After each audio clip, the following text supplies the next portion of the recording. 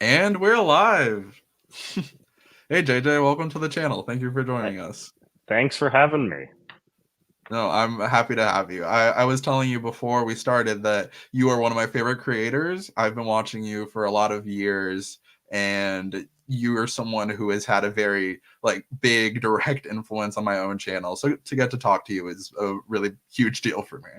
That's very flattering to hear. I always like to hear that I've been a positive influence on people because that's a big reason why I do what I do. I want people to watch my stuff, but also feel like I'm I don't know. I guess in some ways a good role model of a kind of creator that other people want to make stuff kind of like. So No, you definitely are. I think that, specifically in the way that you talk about culture, you have opened my eyes, and I've been really impressed by your ability to relate a couple different things that wouldn't necessarily be obviously related in my head.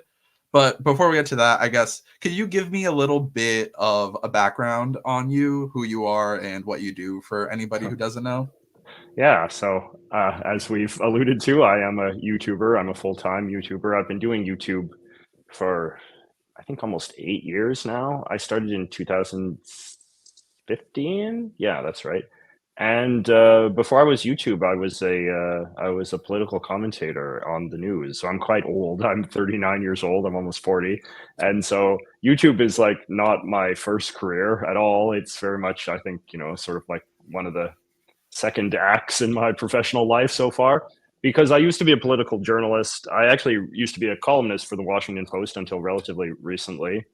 And then I used to be a TV commentator as well here in Canada.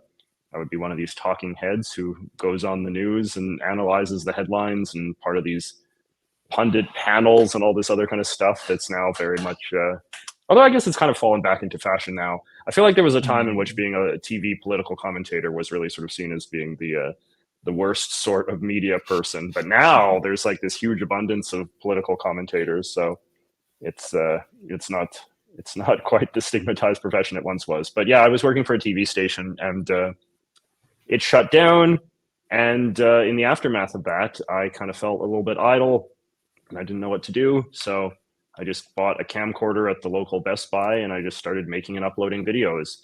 And like because I'm old, I didn't sort of grow up with YouTube the way that like you guys did. So I kind of, I was obviously aware of YouTube and I knew that there were people that were YouTubers. So I decided to just give it a try, and it paid off well for me. But I do think like I I think that one of the reasons why I was able to be successful as a YouTuber, if I'm going to be sort of, self-analytic in that way, is I think because I had a lot of experience writing and a lot of experience being on camera, that maybe the learning curve was a little bit less steep for me. So, and I also had like a pre-existing base on social media and stuff because, people knew me for my writing and my television stuff. So that helped as well.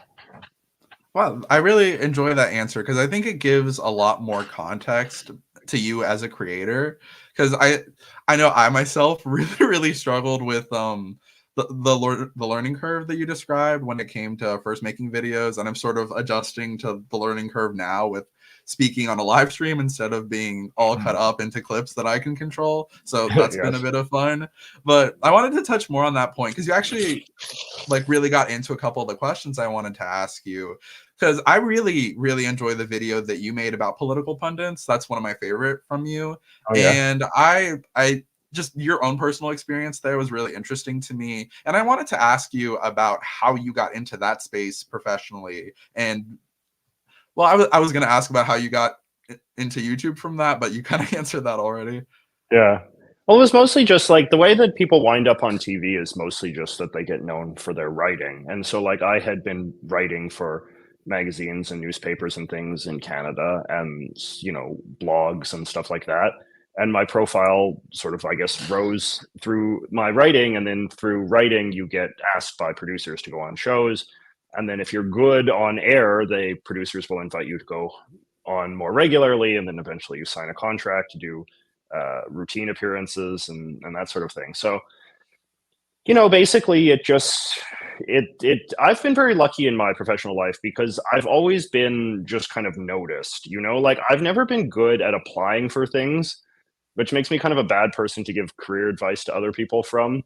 because it's always just been the sort of work that I've been producing. Like, you know, the writing that I did on amateur sort of sites and publications got me noticed by more serious ones. And then through more serious ones, I got to do television. And then through television, I got to sort of do better television gigs. And I've been very fortunate that way, right? Like, I didn't have to apply for these things. These were opportunities that were, you know, basically handed to me.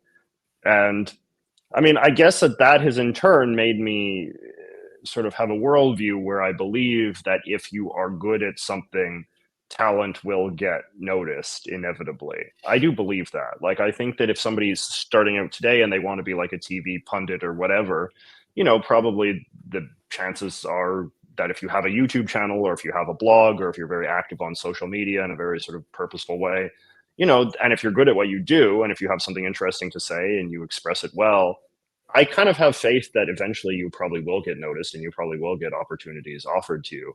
The problem is that I think a lot of people that get into political commentary today don't really have an interesting or fresh take on anything. And I think, like, in a Canadian context, in a Canadian political context, I have always had, you know, somewhat fresh take. You know, my opinions in Canada are often, like, I'm kind of considered a somewhat controversial, kind of even crankish character in Canada. I think just because I have strong opinions on a lot of stuff that Canadian pundits don't often have strong opinions on. And, you know, that's made me unpopular in some circles, but it has given me a lot of, I think, media opportunities because, you know, producers and editors and stuff are like, oh, this kid, he's got something different to say. And, you know, that's what they want too. People don't just want the same old boring talking points. They want someone who seems like they can think for themselves and is confident enough in their opinions that they can sort of hold their own when they're in, you know, a context of a debate or facing hostile questions from the host of the show or whatever. So I think that a lot of those skills are very important to develop if you have a desire to be any sort of public figure in the political commentary space. Yeah, I think that that's a really interesting response because, like, as you used to be a political pundit, I think it's really interesting to see the kind of different work that you do on YouTube. Like, I know you occasionally still do political commentary, but the difference between that and something like someone like a David Dole, who I've seen you mention before, versus the stuff that you do, I find really interesting. Could you tell me a little bit about how you sort of got into the more like cultural side of YouTube and talking about that instead of being more of a straight up political pundit on the website? Yeah, I mean, like, when I started doing YouTube in the aftermath of losing my job at the TV station, like, I pretty consciously decided that I didn't want to be a commentator YouTuber. I didn't want to be a political pundit YouTuber because I had done that already. Like, I felt like I had gotten that out of my system. And, you know, frankly, at the time when I left TV, this was in like 2015, and there was already kind of a sense that, like, political commentary was going in a kind of more radical direction, and in some ways a more toxic direction.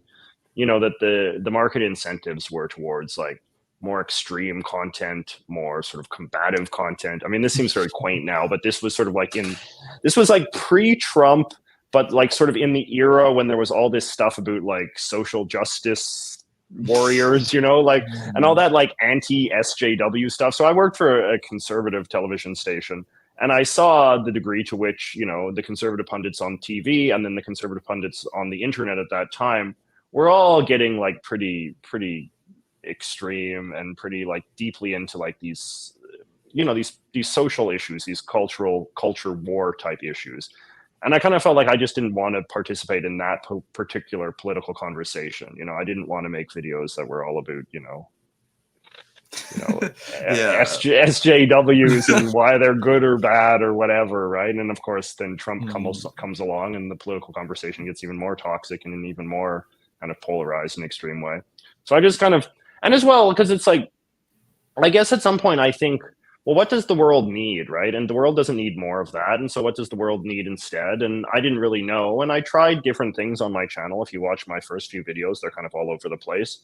But then eventually I sort of settled on a kind of cultural analysis. And that's only become a more pronounced part of my channel since then. Like, trying to understand sort of the intersection of culture and society and you know, civilization and all of this kind of stuff, and politics as well. But trying to talk about it in a somewhat more impartial and analytic way rather than an ideological way. Yeah. Well, Yeah. sorry, you could keep going. I didn't No, mean to that's interrupt what I you. was going to say. Yeah.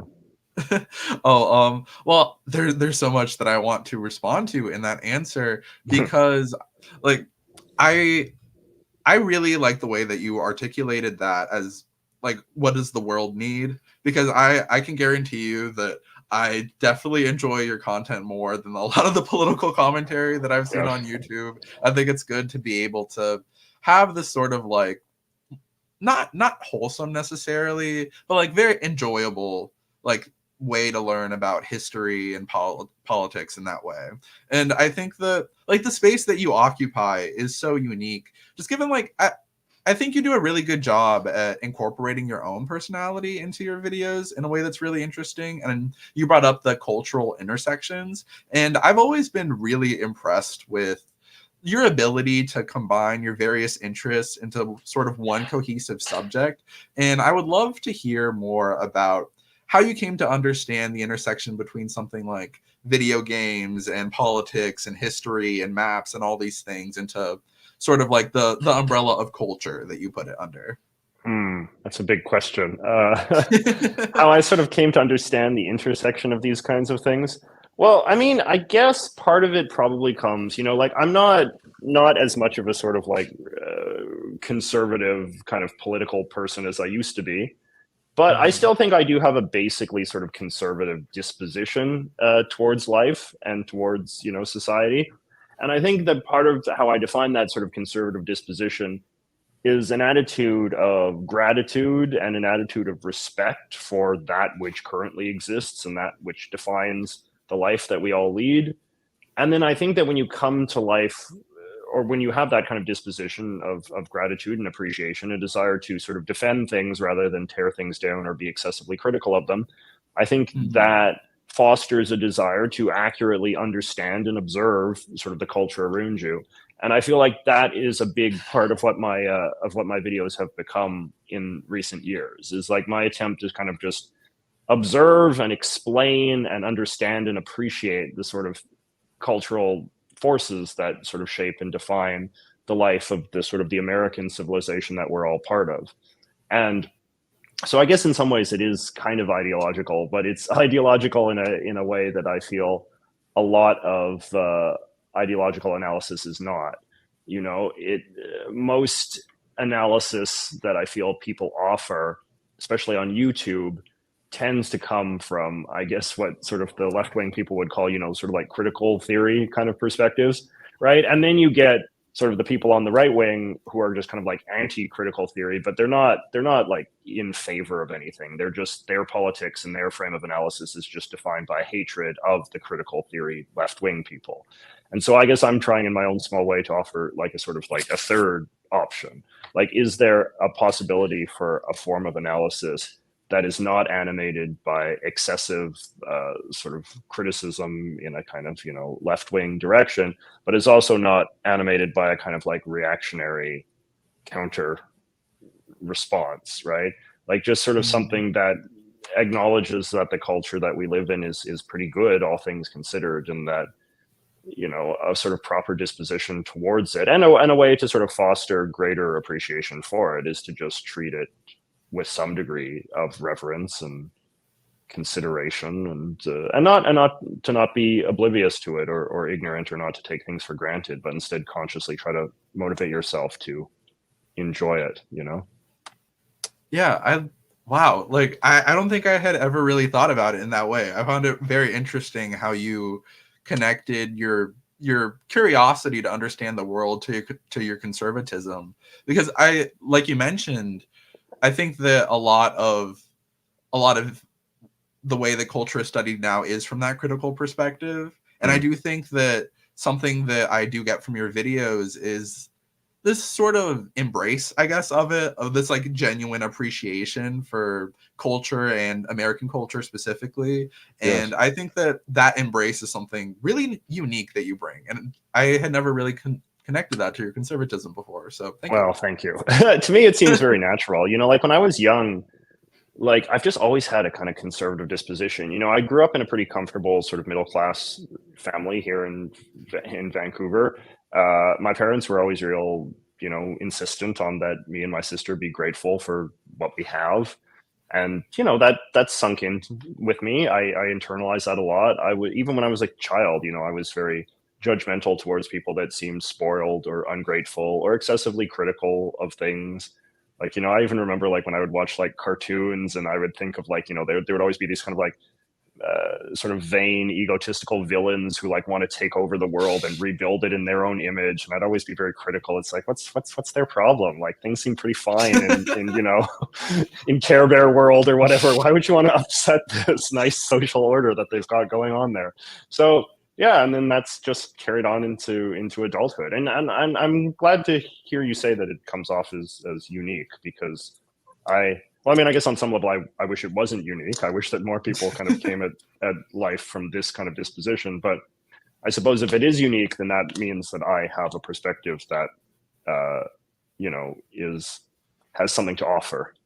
So Yeah, I think that makes sense. And one of the first things that really helped me understand you better as a creator, I think, was just hearing people talk about like consumer culture, consumerism, blah blah blah, like all in all this negative context, and then you sort of put a positive yeah, spin on it and be able to yes. be like, oh, look at all this awesome like consumer culture and artifacts of our culture in general. Like I Mm. think, I mean, you're right, it shouldn't be unique, but you know, like as you were talking about with the political commentary, I do think that a lot of online spaces unfortunately are just negatively polarized, like who can sort of make each other angrier than the other. And Yes. there, it almost sounds a bit cheesy, but I guess your content is a bit more positive than that.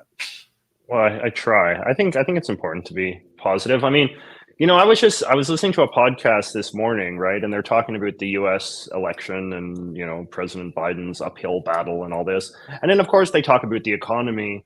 And the thing that they're saying, and this is like a big part of sort of the mainstream narrative now, is that it doesn't matter like what the economic statistics say. Americans are just so disposed to be pessimistic that they just don't accept, you know, the actual stats on employment or inflation or wages or whatever.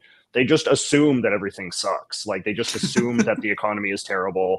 And you know, even if you ask them, like, are you doing well? And everybody says yes, and then they say, well, how's the economy doing overall? Oh, it sucks. You know, it's just terrible. You know, and I feel like I made a video about this recently where I sort of said, you know, American pessimism is something that I legitimately find very disturbing, and I think it's kind of like an underrated sort of social problem that is facing the United States right now, and that will have sort of, you know, geopolitical repercussions if we're not careful. Like on both the right and the left, and just I think even the broad sort of mainstream, being critical, being pessimistic, in some ways, it feels like the smarter position to take. Like it feels like that's how you prove that you're an independent thinker. That's how you prove that you're not just a boring follower. You know, that's how you prove that, you know, you see the world as it actually is and not in some sort of phony head in the clouds sort of delusional way. And yet, you know, I think there's truth to that, but I think that the pendulum has swung way too far now. And I think that just everybody is now hypercritical and hyper pessimistic and so down on America and so down on the society and so down on the culture and down on consumerism and down on capitalism and down on everything. You know, it's not healthy. And so I'm hoping that in my own small way, that I can be a voice that's contrary to that a little bit, and somebody whose channel is maybe a little bit more positive. And you know, like I like it when I make a video about something and I see people sort of share their positive comments about sort of stuff that I'm talking about. So yeah, that's, I should actually probably even focus on doing more of that, like make more content that allows people to indulge in positive emotions about the world that they inhabit. Yeah, I think I've honestly been having a lot of a very similar feeling, and I've been working on a script for a video called "The Case Against Doomerism" that Oh kind of yeah. touches on a little bit about what you were talking about, and I think. Well, because I was looking at it specifically from a lens of people my age. Like I'm 22, and everything Mm. that you see political is just so pessimistic, like you were saying. And I just wanted to sort of say give a little perspective against that and sort of make a case for optimism in that video. And I'm a big fan of the work that you've done on generations. I think that has been extremely interesting, and I would be curious to get your take, sort of on pessimism among Zoomers specifically and Gen Z, because I think you could kind of have a unique insight into that as someone who isn't a Zoomer but exists in these sort of like very young spaces. Yeah, I mean, I think I would suspect that like pessimism among the youth is probably common and probably natural. Like I remember when I was your age, I was probably the most sort of like exhilarated by pessimistic theories and the pessimistic sort of narrative of politics and everything else. I think it's because like a lot of young people, when you become a young adult, you are sort of you feel in control for the first time. Like you're very conscious of your adult agency. And I think there's a very natural sort of like rebellious instinct that kicks in, you know, to sort of defy the adult world and adult authority now that you yourself are an adult. And I think that sort of begets a hunger for truth and the truth that they've been suppressing from you, because we sort of associate like childhood with being in a somewhat sort of delusional, passive state. And then adulthood becomes a sort of emancipatory state of discovering, you know, stuff that you weren't allowed to know as a kid. And so I think it's just natural that you really, in that desire for learning the truth about the world, that you start to seek out the stuff that gives you the hardest hit as far as the truth bombs go. You know, like when I look at the stuff on TikTok that really goes viral with young people, it's often stuff that is framed as like, here's some truth that's going to blow your mind, and here's what they're not telling you, right? It's like people are really looking for these kind of shortcuts to truth, shortcuts to learn the real wisdom of the world, right? And I think a lot of it comes, the appetite for that sort of stuff is a sort of youthful insecurity, a sort of uncertain state that you find yourself in. And when you're my age, when you're getting close to, well, I guess I am like middle-aged now, right? You start to think about it a little bit differently, because the world is less unpredictable. The world is much more predictable. In fact, that's one of the greatest things I think about being the age that I am now, and why I like actually getting older, is that things are just not as scary, not as weird. You don't feel as insecure. You just feel a lot more confident and self-possessed, and the world is just much less surprising and shocking. And then so as a result, when people come at you with like big grand theories and stuff, it's a lot easier to be like, I don't think so. That doesn't track with my experience. But you know, I also can't sort of give my generation too much credit, because obviously a lot of older people fall for all sorts of crankish things as well. But I think that those crankish things sort of pander to a different desire. Like, I think that when you look at sort of like what QAnon kind of stuff and sort of crankish stuff for older people, like that panders to a kind of set kind of cast of like villains and suspicions that older people have sort of accumulated as a product of aging. Whereas that is, I think, quite a bit different than the kind of crankishness that appeals to young people, which, like I said, is often more geared around like, here's what they've been keeping from you kind of stuff. Yeah, that was an incredibly thoughtful answer. Thank you. Wow. I was I was gonna say your video about getting older is another one of my personal favorites from you. I really enjoyed. I want to make another one of those. Yeah. Yeah, well, I'll be there to watch it when it does come out. You talked a little bit about what things were like when you were my age and the sort of like pessimism that could be common when you're younger. I'm really curious about what your own political awakening looked like and what sort of political environment that happened in. If you could talk a little bit about that. That's a good question. I mean, I think in some ways, well, it's like what I sort of said before. Like when I was younger, I had a sense of that, you know, that things seemed fine from my perspective. And, you know, like my perspective was obviously biased because, you know, I was a white middle class kid and in a, you know, relatively successful part of Canada. And thus I kind of looked around and things seemed pretty good. And people that were offering more sort of like radical perspectives did not seem correct to me. But, you know, if I'm honest as well, like part of it was just a very, I guess like in some ways, like this seems sort of cringe to sort of say, but it was like there was a certain even though I considered myself, defensive of the status quo, in its own way, there was a sort of low key rebellious aspect to it too, because I remember when I was in high school, just like it was during the 2000 presidential election between Mhm. Bush and Al Gore, and also there was a Canadian election happening in Canada at the time as well between Jean Chrétien and Stockwell Day, who was the head of the conservatives of that time. And I just remember like all it seemed like the adult authority figures, particularly at school, all seemed really down on Bush and Stockwell Day, and all like just very supportive of Chrétien and Al Gore. And that to me sort of kind of fostered an interest in the other side, right? Like I just kind of felt like that I was very aware that I was only being told like half the story here, and that it made me sort of like curious about Bush and Day, and then I looked into them, and I was like, oh, they're not so bad. In fact, their sort of attitude of sort of defensiveness towards institutions and things seems to align with my own sort of perspectives of these sorts of things, and so I think that helped make me sort of more sort of put a name to a kind of ideal, a sort of a philosophy that I'd kind of felt. And then that's when I sort of started identifying as a sort of conservative person. And then, when 9/11 happened, which, was like a year later, so this was a pretty rapid political awakening. That was in when I was my senior year of high school. Um, that kind of, that sort of calcified for me like a certain conservatism as well.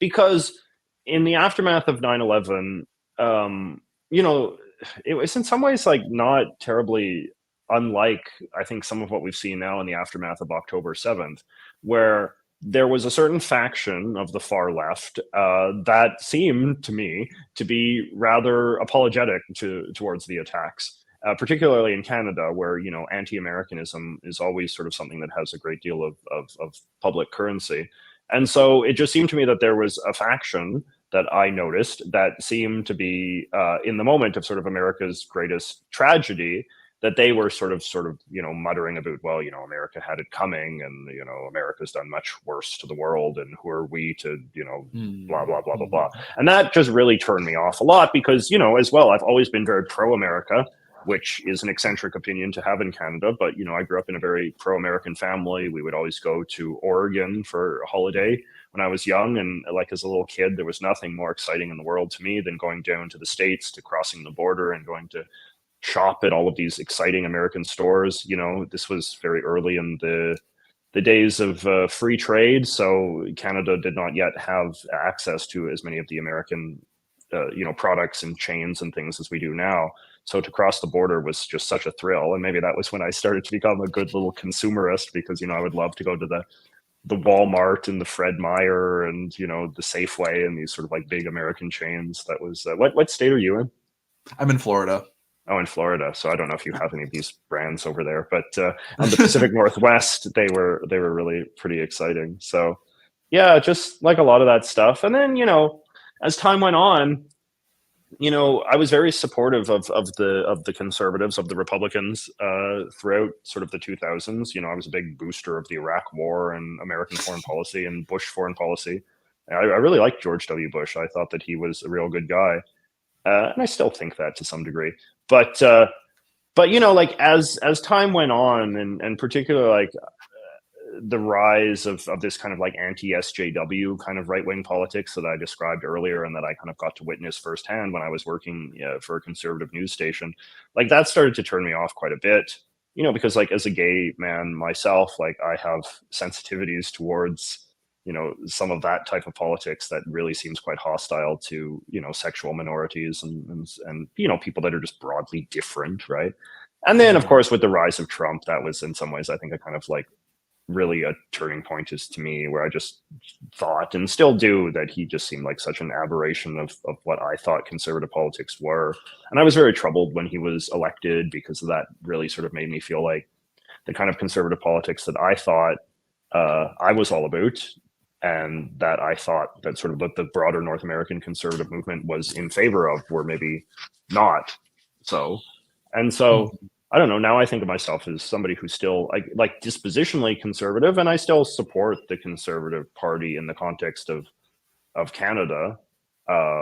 but I'm keeping an eye on it. But I think it would be very difficult to support the Republicans in America now. Like, I just think the Trumpified Republican Party is really quite grotesque in a lot of ways, and I don't see any of like my political agenda reflected by it in a way that actually I do see some of my political agenda reflected by Joe Biden, who strikes me as the real sort of institutionalist kind of character, the guy who seems to be pro-America in a way that Trump seems to be quite anti-American. In fact, much of the American right wing seems to be pretty anti-American now. Yeah, that's interesting because I feel like a lot of what you've been describing as a conservative disposition has kind of turned into a moderate disposition over the Yeah, years yeah, with yeah. with how the Republican Party's gone. And I love that you brought up George Bush because I think he's fascinating, especially as someone who, well, you mentioned being in your senior year during 9/11. That was Yeah. actually the year that I was born. So Crazy. my perspective on that is a little bit different. But I mentioned this in the Mr. Beat interview that I did. I actually got to see a talk given by George Bush recently, and that Oh was yeah. that was really surreal for me because it kind of felt like a time capsule. Like I was transported back to this world that you're talking about of this sort of like a more moderated like not a more moderated conservatism, but a sort of more moderate sheen to it, at least, Mm. like the way that he was talking, the issues that he was talking about. And it really gave me a different perspective because, like you talked about during the 2000 election in the US and in Canada, like your sort of like curiosity about the other side because it was so lopsided. I Mm. remember during my own political awakening, because I was it was like shortly after my 14th birthday that Trump started running. And that's when I really started getting into politics because I was like, this is so crazy. This is so ridiculous. How is all this stuff happening? Mm. And I sort of like kind of came into it in this like politics just hasn't really been normal for as long as I've been around. Yeah. So Yeah. I really enjoy hearing people a little older than myself describe those sort of situations because it's almost like this bygone era that Yeah. just we don't have anymore. Well, I'm glad to hear you say that, because something that often frustrated me as I was getting older and I was sort of becoming interested in politics when I was a young adult, was just how little older people seem to remember political events of the past. Like, I would ask like adults like who are older than me, it's like, oh, how was things when Reagan was in charge, or Pierre Elliott Trudeau, and they'd be like, oh, I don't really remember. That was a long time ago, and like they didn't have very detailed memories. And because I guess to most people, like, politics is a sort of passing thing, and you don't really give it much attention, and you don't sort of preserve those memories. But I was very involved in that, and I kind of like wanted to ensure that I would keep those memories alive, and so that when I meet young people, I can sort of articulate clearly what it was like. And I feel like, yeah, the George W. Bush presidency was one that was very formative to me politically, and the Iraq War, and just that whole sort of political climate, which is like a bygone era. In fact, that's really something that strikes me a lot, and I feel like it's not talked about enough, is just like how different like the political conversation was, and the degree to which like sort of the George W. Bush era really seems like kind of airbrushed out in a lot of ways, in part because like Trump has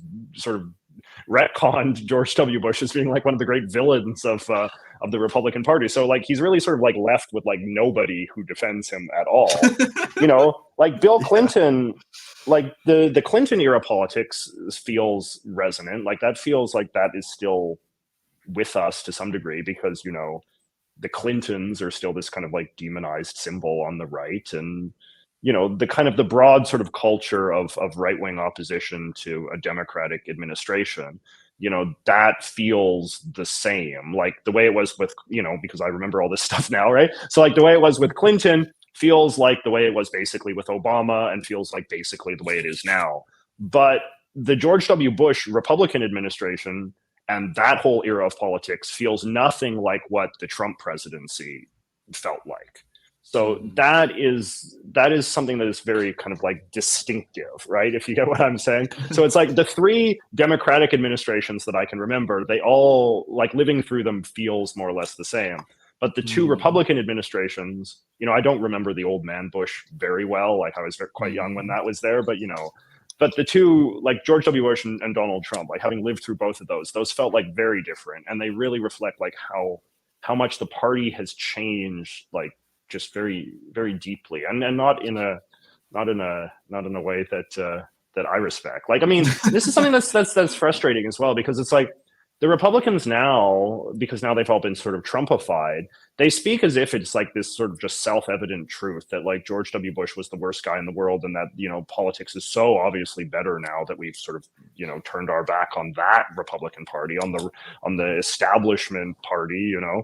But I don't know, it doesn't seem obvious to me that has been an improvement at all. Okay, so there's a couple things I want to touch on there, Yeah. because like you talked about adults not really remembering what it was like during like Reagan or Clinton, for example. I think Yeah. adults are going to remember what it was like now, no matter what. I hope so. I think I mean, I don't know, but it's like, because it's like I often sometimes feel like even like the Trump presidency already feels like it's like a hazy memory to a lot of people, and that's the only explanation I can think of why he's doing so well in the polls. You know, it's just like people are just like people are like having some sort of like amnesia, where it's just like, oh yeah, Trump, that sort of rascal, I wonder he'd be a good president, let's give that a try, you know, as if it wasn't already tried and tested. And I don't know. Yeah, I But guess anyway, that's a good point. My perspective on that might be a little shallow, since this is, you know, I'm relatively new to all this. But I just find it hard to believe in a way that people could be disengaged from the politics right now, because everything just feels so in your face. yeah. I mean, you made a good point about the Trump polling. People do seem to kind of have like this weird like amnesia when it comes to it. But I remember like before Obama came around, I didn't really know who the president was. I was in second grade during the Obama election, and I just remember the president being like this old white guy. I didn't really know anything about him. And even like Obama, I have this distinct memory of being on the school bus coming home, and someone asked me like, I don't even remember this off the top of just like from the experience, but with hindsight, someone asked me, "Oh, who are you for, McCain or Obama?" And I did, well, I think they asked me who I thought was going to win, McCain or Obama. And in my little 8-year-old head, I didn't know like about elections, and I thought it was a Yes. fight for some Oh. reason. I was into wrestling at the time, and I thought it was a Yes. fight. And I was just like, "Oh, McCain," or I must have said McCain. Yeah. And then the guy, who was probably like a fifth grader or something, he started freaking out. He was like, "No, I'm for Obama," and he started like singing a little Obama song, and that's like my Yeah. first real political memory in a way. And I'm That's like, funny. today kids know Biden and Trump. Like, I wonder Yeah. how Yeah. old a kid can get before before they know about that. You know, Yeah. No, that's I mean, I'm sure you remember I made a video a while ago where I was talking about like kids' books about politics and stuff. And yeah. I talked about how, like, you know, they have like children's books about the presidents and all that. Did I keep those books? I might have given them away. But yeah, and there was like a kid's book about, you know, Trump and all that. And and I remember like reading an article in the New York Times talking about, you know, the sort of Scholastic and, you know, the big American sort of educational companies, and how they were sort of saying like, you know, oh, the authors were kind of like nervous because it's like, how do you make like a book about Trump that's appropriate for children, given all the sort of stuff that Trump has done? And like the authors were just kind of like, kids are just very savvy now. Like kids just know all of this. Like it's not some great secret to them. Like they, because of social media and stuff. And that is like something that I have witnessed and feels like a sort of significant change, is that young people are just a lot more, you know, they're a lot more literate in some ways in when it comes to politics and current affairs and all that. It doesn't necessarily mean that they're wiser or that their knowledge is, you know, substantial, but they like know the basic outlines of this kind of stuff in a way that even in your time when you were quite young, you just didn't, right? Like I feel like your Mhm. average teenager is probably vastly more politically fluent. Like I didn't, I mean, I did, but I was like a weird kid, right? Like, and that was like knowing who the presidents were and the political parties were and all that kind of stuff. Like, even in high school, like that was considered like just a very odd thing for a teenager, even an older teenager, to Mhm. be interested in. So, but now it's just much less escapable. I think that the political stakes feel like they're a lot higher. Obviously, the kind of the polarized political climate of sort of modern America is such that it affects everything. Like, you know, so many apolitical things in life are now affected by politics, and you have to be sort of fluent and understand what it means to be right and left and Democrat and Republican, because just so much stuff is sort of coded that way and takes for granted these kind of tribal loyalties one way or another. And the theme of the polarization and the theme of conflict is so omnipresent in so much stuff as well that can't help but make you fluent too. Yeah, I agree with that. But I will say, as someone who was recently in high school and college, that I still was kind of like the weird history guy. Like, Yeah.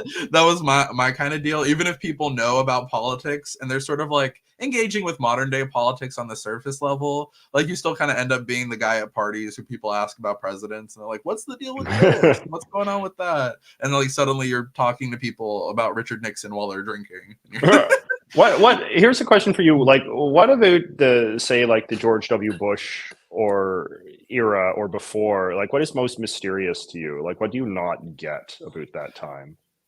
So what I think is so interesting about the Bush era specifically is that, well, because it's kind of like watching the fall of an empire in a way. Like Yeah. it feels like what we're at right now is like we're at such a chaotic level in our politics, and like politics is a pendulum. It like swings back and forth, and Yeah. sometimes it's going to be more extreme, and sometimes it's going to be more moderate. So I'm sort of really interested in investigating like how did we get here? Because like you were talking about George Bush being a villain in the Republican Party of today. Like how does that happen? How does in like less than a generation, how does the voter base switch so completely on one figure in that way? To go from George Bush as the president to Jeb Bush absolutely like burning out when he tried to run and losing to someone like Trump that are polar opposites. And I guess also a lot of the like what's interesting to me there is the sort of way that people attacked Bush himself as a sort of like funny figure. Like we look at Trump now and he's just like he's a comedian's idea of a political figure. But if you look at Bush, he's just known for being like kind of a funny guy. It's funny actually. When I was at the George Bush talk, he came on stage and he just started joking around. And the person who was interviewing him even asked, like, "Oh, is this a stand-up routine?" And George Bush was like, "Nope, I'm sitting down." And then this crowd, I went, it was at a college, but the crowd was all like older people. And I was probably like one of the few young people there. And it was just sort of, I guess it kind of goes back to the time capsule in a way, like this is what politics looked like before me. And just thinking about how it led to where it's at now. Well, I mean, I think that now, for people who are certainly critical of the modern Republican Party and can thus be kind of sentimental about the old Republican Party and even the era of George W. Bush and the politics that he represented, can now regard George W. Bush, with a kind of degree of sentimentality and find him sort of charming and funny and, like paternal and that kind of stuff. But it is worth remembering that when he was president and a considerably younger man, just the dominant narrative on him from his critics was that he was the stupidest man ever. Like that he was just like basically like borderline brain dead, and that he like could not talk and could not think, and like I don't want to I'm tempted to I don't want to use any sort of slurs, but like if you can imagine like the worst word that you could call somebody who is like mentally deficient, like that was just a very mainstream way to sort of like think and talk about George W. Bush. And that's why like there was so much this idea that he was sort of a puppet of Dick Cheney and sort of all these other older men that were in his father's administration that all kind of managed him and told him what to do and just marched him around and all that. And like that was just such a big part of how people understood George W. Bush. And like I remember like being in college and stuff and people just constantly talking about how dumb he was and how he was just a symbol of everything that was, because then that became a sort of symbol of kind of like the rot of the American empire, where you have the president who is just this complete nitwit and all these like powerful, kind of corrupt warmongering, oil executives and so forth are just like running the country. And I guess the thing that's striking now is that the rise of Trump has kind of mainstreamed those narratives in the right when they were already mainstreamed in the left, right? And I think that comes from the fact that, Trump was a kind of like simple-minded guy. I think he still is a simple-minded guy. And I think that he's always been a relatively easy mark for sort of simple narratives, narratives that are conspiratorial or that, posit sort of simple theories of villainy and all that.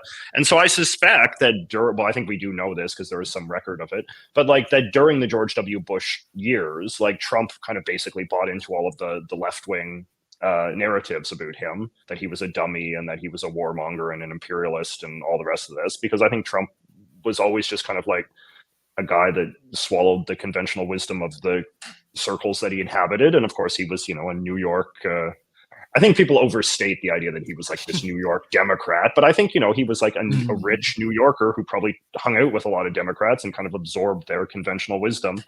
And then when he ran for president, he just kind of said things that he knew to be true, a lot of which were, the kind of the standard Democratic talking points about George W. Bush and the Bush family and the wars and even 9/11 and this kind of stuff.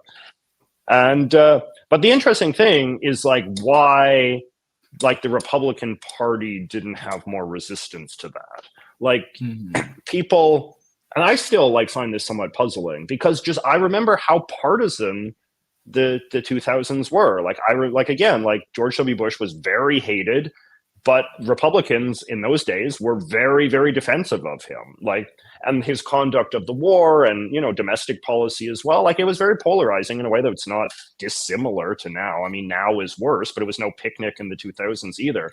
And just the idea that there was like so many Republicans who had fought so vigorously to defend George Bush's honor and to defend the Republican Party of his era, that they would just kind of like flop over and then be like, oh yeah, he was terrible, I never liked him, terrible president and all that kind of stuff, right? And I don't know if like some of that was just like exhaustion, by 2000, even by like 2008 when Obama was elected, and then the 8 years after that like people just were kind of worn out with the Iraq War, which seemed like objectively like a disaster, and that all obviously ultimately went back to Bush and foreign policy in general, and the fact that the Republicans were not winning very well, that they lost 2 presidential elections back to back at that point.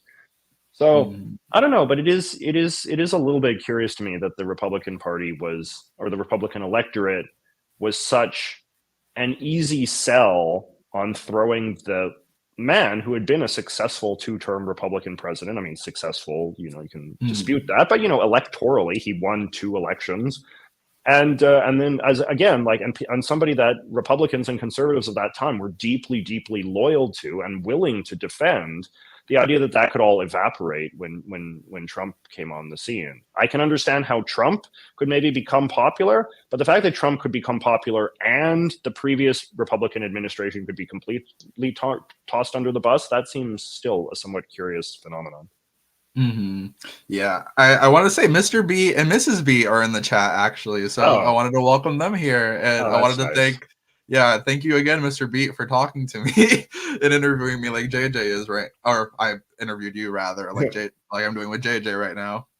Oh, thank you for joining us. But I wanted to touch on a couple things that you said there, because I think it just kind of it touches a little bit on how short-sighted how short of a memory we have when it comes to our politics in a certain way. I think that someone in the chat also mentioned like hindsight bias.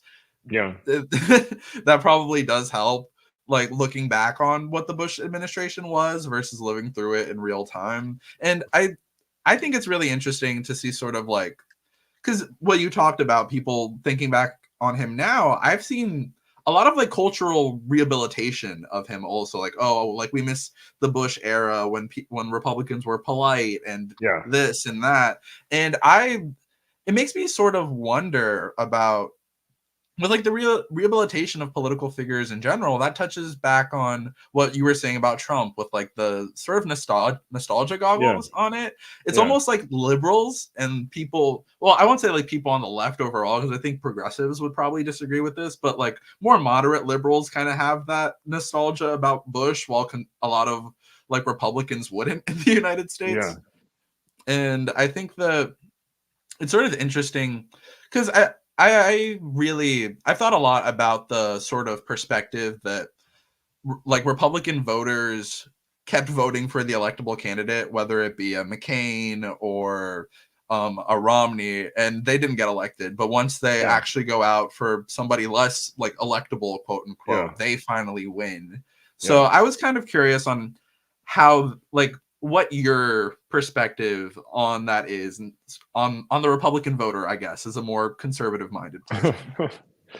Yeah, I mean, I do think that some degree of fatigue with losing, like I said, probably helps sort of foster interest in a more radical candidate, although it doesn't always have to work that way. Like, frustration with the idea that the Democratic Party had gotten too left wing in the 80s led to support for Bill Clinton, who was kind of like the centrist candidate, right? Yeah. So, I mean, you could have imagined a narrative emerging where, because people at the time thought of McCain, maybe not McCain, but certainly thought of Romney as being like quite right wing. And, that's why he lost to Obama.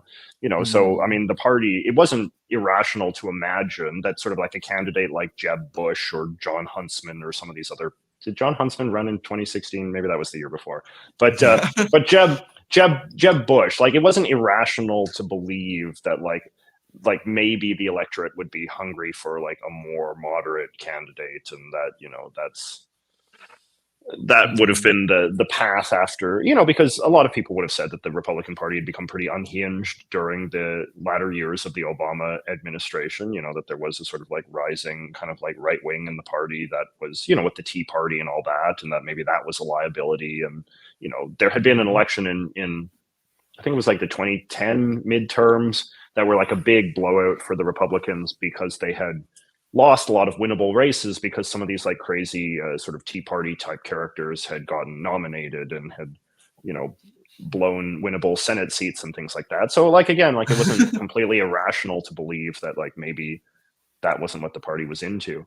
But I don't Mhm. know, like Trump Trump clearly broadened the party's appeal in some significant ways, and that's why the party, why under Trump, that they were able to win Michigan and Pennsylvania and these kinds of places that people did not think were part of the Republican coalition. So I think that Trump had an appeal uh, to new voters, and I think he continues to have that appeal. I think that there's a lot of there's a lot of polling data that suggests that, for example, Trump brings more minority men into the Republican fold than has previously been assumed was possible. That there's a lot of Latino men and Black men that are willing to vote Republican that previously were not, because Trump, he has a sort of like lower class appeal that is appealing to people of all racial backgrounds, because he is so unvarnished and so politically incorrect that people can kind of see themselves in him in a way that maybe they could not see themselves in a Romney or a McCain or these, very sort of like formal, proper politicians. There's a Mhm. there's a consequence to that, of course, which is that, it alienates sort of people like me, so to speak, like people who consider themselves conservatives or Republicans because they were attracted to a kind of like more formal and proper and, pro-America and defensive of American institutions kind of party. And what you're seeing now is that there's a lot of white college educated voters that are drifting to the Democrats for the first time, and wealthier voters as well. And so that's why, even though, sometimes Democrats freak out when you say like, oh, Trump is making inroads with minority voters. It's like, yeah, that is true. But it's also the case that Biden and the Democrats are making inroads with more white voters than they previously used to do. So I Mhm. don't know, like it really does feel like that the party coalitions are being scrambled a bit, and that, the rise of Trump, he has obviously proven very popular with Republicans, but it is a different Republican Party, and not just a different party ideologically, but it's like literally there are different people who comprise the Mm. electorate, different people who comprise the political class, the pundit class, the consultants, the advisors, and all of that. So it's well, maybe that sort of somewhat answers my question that I was talking about before as well, is that, like Mm. the party coalitions change. It's not just that the party has some sort of, snap the fingers and they think completely different things. It's just there becomes a sort of sorting effect, and people that used to think one sort of thing, or people that used to have one sort of disposition of politics, they get alienated from their previous political tribe and move into a new one. My favorite like news and commentary outlet is The Bulwark, which is staffed entirely, or at least overwhelmingly, by people that used to be Republicans in the George W. Bush era and beyond, but have now become like Democrats in the era of Trump. So, and I think we see the same thing too to some degree on the left, where there were people that Obama to Trump voters is a real thing, even though it seems inexplicable. I think from an ideological perspective, there are a lot of people that whose political identities were maybe less ideological and more based in questions of culture and class, and in a way that seems unusual, but maybe not, that they're attracted to the outsiderness, as you said in one of your videos, right? and the idea that both Obama and Trump marketed themselves as outsiders to a sort of crooked, corrupt, sclerotic system. Maybe in that sense, voting for both of those men seems more consistent than they might be to somebody who has a more sort of ideological understanding of how politics works. Yeah, to sort of like expand more on that point that you were making, it's a funny way to describe it, but it's interesting how much of our politics has been vibes based for the last couple of years. What, like, going from someone like a Trump, who's kind of like a bull in a china shop, versus the Biden, who is more of the responsible manager type, who I feel like I've seen a lot of people from your sort of political disposition, like I think you've mentioned this a couple times before, being more aligned with sort of Biden, because in the way that you described it, like there is kind of a conservatism to it, or at least like an institutionalism of like we're the ones that are going to protect normalcy, and we're going to be America, and this is going to be the just going back to how things used to be. And it's funny how much that really speaks to the realignment in that way. And as our politics become like more personality based, or I guess they've always been very personality based, but in a way that, how do I say it? In a way that it really came down to like Trump's personality versus Biden's personality. What are they bringing to the table? I think that this actually segues really well into another question that I wanted to ask you, because I know you wanted to be a political cartoonist, if I'm getting that right. And I'm really interested, well, because you kind of touched on this a little bit. How did you get into political cartoons, like as a young man? And what do you think? Like, what do you think about the evolution of how political cartoons have gone, since they're not nearly as common? I mean, political cartoons are basically dead, I think, as a cultural force. As sad as I am to say, I used to draw political cartoons for a while. I have some that are published in Canadian books and things. So I had them in some magazines and stuff, and I would be featured in the best Canadian political cartoons of the year. So that was a big honor for me. But that best Canadian political cartoons of the year is not a book that has been published in many years, because there are just so few political cartoons being published these days that no one cares to make such things. And the people that are still political cartoonists in America and Canada are often people who have been doing it in many cases for decades. And once they die, they will just be, in some cases they do it until death, and then no one is just hired to replace them. And you see fewer and fewer political cartoons in magazines and newspapers today. The ones that you see are often from sort of big syndicates. So they don't have an in-house cartoonist. They have a cartoonist from, who works for, in the same way, you get Garfield from a cartoon syndicate. You don't have Jim Davis in your newspaper office. A lot of the political cartoons that you see. We're actually having a political cartoon controversy in Canada right now, where there was a cartoon about Zelensky in the Toronto Sun that a lot of people said was anti-Semitic. And I don't know this for sure, but I'm fairly sure it was a syndicated cartoon, so it wasn't even done by a local, and that will make it very easy to just cut ties with him. But I think political cartoons have sort of seen a downfall for a number of reasons. I wrote an article about this once for the National Review, the conservative politics magazine in America. I think that the concept of caricature, it just seems very mean-spirited in a lot of ways, particularly as the political class becomes more diverse. Like drawing drawing cartoons of like old white men and making them look as ugly as possible, like that's one thing. But when you have a political class that's increasingly dominated by a lot of women of color, I think it becomes harder Mhm. to draw caricatures without it seeming misogynistic or racist. And so I think like that's part of it as well. I think that I think to a lot of the younger generation, they've only like seen the satire of political cartoons, you know, like the Onion political Mhm. cartoons, or you know, Ben Garrison's bizarre political cartoons. So like I think that there haven't been a lot of positive role models for like political cartoons being good, but there has been a lot of like mockery and laughing at political cartoons and humor at the expense of political cartoons. And as well, like I just think that like younger people kind of want political commentary that's a little bit more direct and not as kind of like metaphorical and sort of stylized. You know, I often, Mhm. you know, when I was sort of observing sort of the drift away from political cartoons, I felt like a lot of it, like I remember thinking at the time, like Jon Stewart and people like him, like that's kind of like the political, or like Stephen Colbert. It's like that's the kind of like political satire and political commentary that people want. Like they want it to be very direct and very to the point.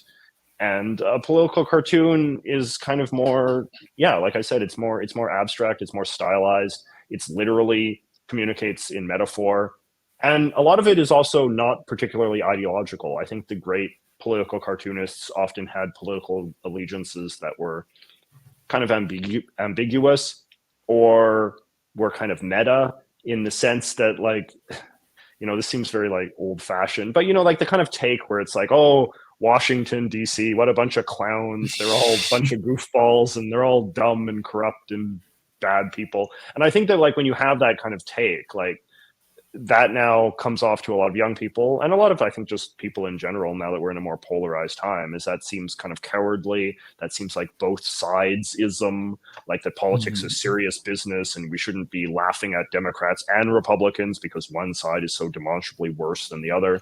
And so when you look at the kind of the political cartoons that exist today, you know, whether it's like, you know, Ben Garrison or Stone Toss or some of these other kind of characters, like it's all very strident and ideological. There's people like this on the left as well. Um, and yeah, it's just it's and be as political cartoons become more strident, there becomes less of an interest in cartooning that is done in the style of the old fashioned political cartoon. And I think you're much more likely to just have like comic strips where, you know, characters are talking to each other and there's as much text as possible.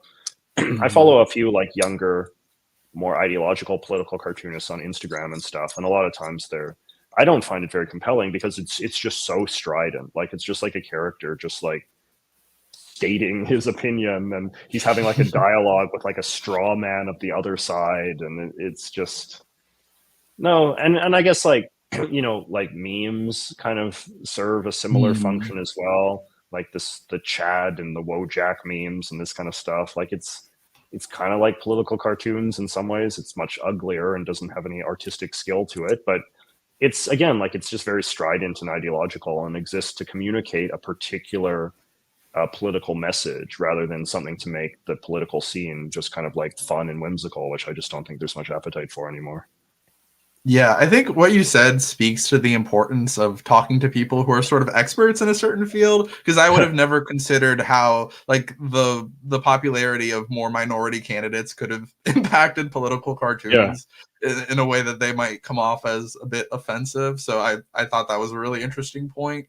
I my like foremost experience with political cartoons, but like other than just looking at them in my own like personal time, was actually in a US history class that I took in high Oh yeah, yeah. school where they had us looking at old school political cartoons, and we had to like define what like a mudraker was and try to understand Yes, like all yes. these weird all Yeah, these it's weird it's little things. it's interesting because a lot of curriculums in the US and Canada like require high school students to be able to understand political cartoons, because I guess these curriculums were written like ages ago and that seemed like an important Mhm. form of media literacy. So I used to actually get requests from uh like uh like school boards and things in the US and Canada, and they would ask me if I had any good political cartoons about this or that, because I guess there's just so few these days that they're just like very desperate because they need something to like fill that part on the exam. So yeah, Mhm. it's kind of a lagging indicator, and it's like but it's true, they are very useful for communicating sort of complex sentiments in a like punchy visual way. Like I see this all the time in like YouTube videos where it's like if it's a video about the Civil War or something in the 18th or the 19th century, you know, and rather than just use some portrait of a president or whatever, like if it's about the Teapot Dome scandal or something, like how often will you'll see they'll like fill up the screen with like a caricature of the politicians of the time, and like, you know, they're wrestling with a big elephant or whatever, and it's labeled tariffs, and you know, like it's just a good way to kind of sum up what's going on. And I think that, you know, that the culture is worse off sort of lacking that kind of visual art to sort of document the politics of our time in a way that's very, I don't know, like an elegant summary of a complex situation using a visual metaphor. I think that's something that's very important, and it's going to be bad for future historians and future generations trying to understand our time, that there is just much less of that type of art. Could you imagine political memes being studied in the future in U.S. They'll have to be, government because classes? that's going to be like the only sort of like primary source that we're going to have when it comes to like visual representations of. Hmm.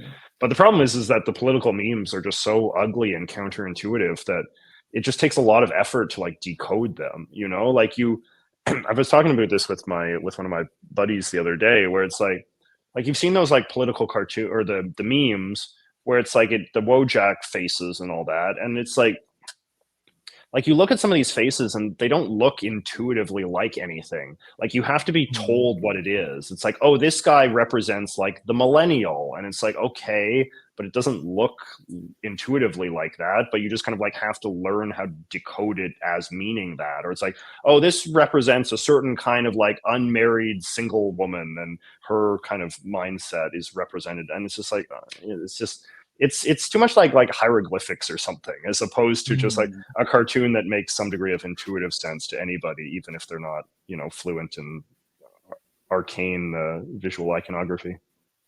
Yeah, I think that actually speaks to something that I'd like to get your opinion on as a cultural commentator, because I think that both in the political cartoon conversation and in the political pundit conversation, we've sort of touched a bit on the democratization of Mm. our culture in a lot of ways. Like specifically there with the Wojaks, like there's just a lot of media today that is meant for specific subcultures, and how I think that a lot of our polarization could also be attributed to, you know, like instead of just having American culture as a whole, kind of like going into the little subcultures that we have, our individual niches that we find ourselves enveloped in. And I'd be curious to hear your opinion on, like as a sort of cultural commentator, like I said, on the way that that might affect how we study this period, like going forward.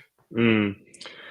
Yeah, I mean, it's a good question, because one of the dominant sort of cultural analysis narratives of our time is about the so-called death of the monoculture, right? Like the idea Mhm. that you cannot take it for granted anymore that even, you know, nominally popular things are like broadly known to the general public, right? Mm. Like I remember the classic example is that I did a video last year where I talked about big things of 2022, and I mentioned Olivia Rodrigo.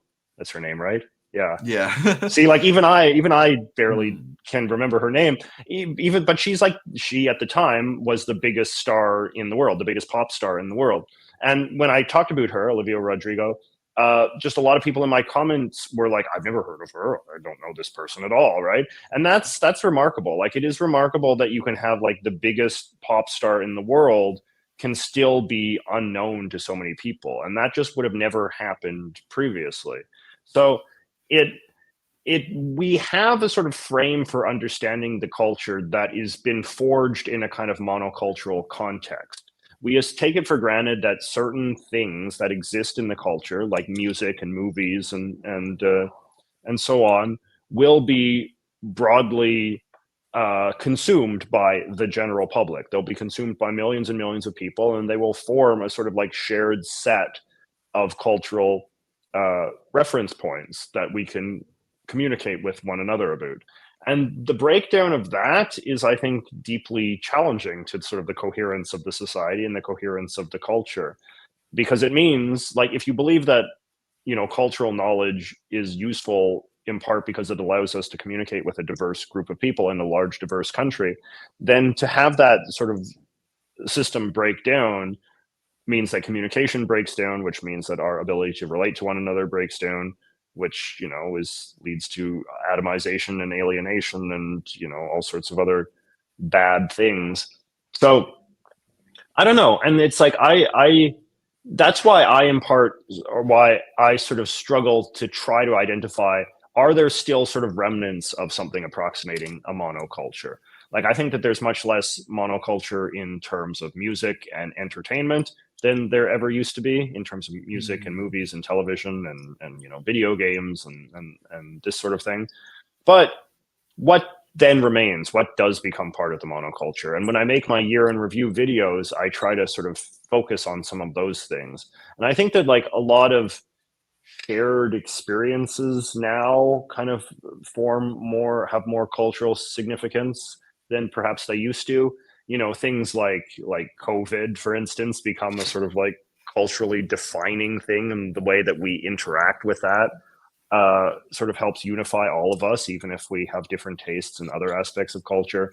Just the act of going through a sort of shared experience. And I think that's why politics affects culture a lot more probably than it used to, was because there is no escaping politics. Like, you cannot have niche politics. You ultimately have to participate in the same elections as everybody else. You have to vote for the same presidential candidates as everybody else. So, like, in that sense, politics gains more resonance, I think, just because this is one of the few remaining ways in which we can all sort of communicate with a common set of reference points. Yeah. Yeah, I mean, part of that is, how common is it? You know, like, sometimes you talk to someone who you disagree with politically, and you guys just have two completely different sets of truths in a way. Yeah, You it's know, like, true. in a lot of ways, even with politics that is shared, we end up going into it with our own sort of biases and just existing inside of that. It's true. But I thought it was we at least interesting. have to. Sorry. Oh no, sorry.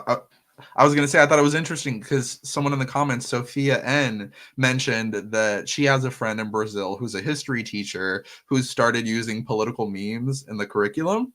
Oh yeah. And as someone who has attended Brazilian public schools, I don't doubt that at all. Yeah. Yeah. No, it's.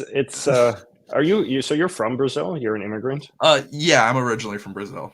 Oh, you speak English so well. What's the deal with that? I moved here when I was 3, moved back when I was 11, then moved back again at 13. Yeah, but still, one would expect you to have more of an accent than you do. It's actually really interesting. I think I somehow ended up talking about this during the Mr. Beat interview too. Oh But yeah. my younger sister was born here, and when we went to Brazil, she was 5. She was about to turn 5, and she knew no English at that time because she hadn't gone to public school really yet. And she was sort of alphabetized in Portuguese. And then we came back when she was 7, and she picked up English very quick with an accent, Yeah. and then within about maybe a year and a half after we came back, her accent was completely gone. Oh really? Yeah, so I feel like when you're that young, the accent just really doesn't last very long. Yeah, it is. It is curious. My mother is an immigrant from Holland, and she has like no accent, and I've never known her to have an accent. She came over when she was, I think, like 16 or so, Mm. which I think there's something about that age. But it's like, you know, Henry Kissinger, you know, recently departed. Mm. He came over to America, I think, when he was like 15 or something, like relatively young teenager. And of course, he had this very strong accent that defined the rest of his, you know, 10,000 years of life. So it does seem like it kind of kicks in for different people at different times. But once you get it, it doesn't seem like it. I mean, I guess your Yeah. sister proves that you can perhaps be undone, but maybe only in that small window of youth. Mhm.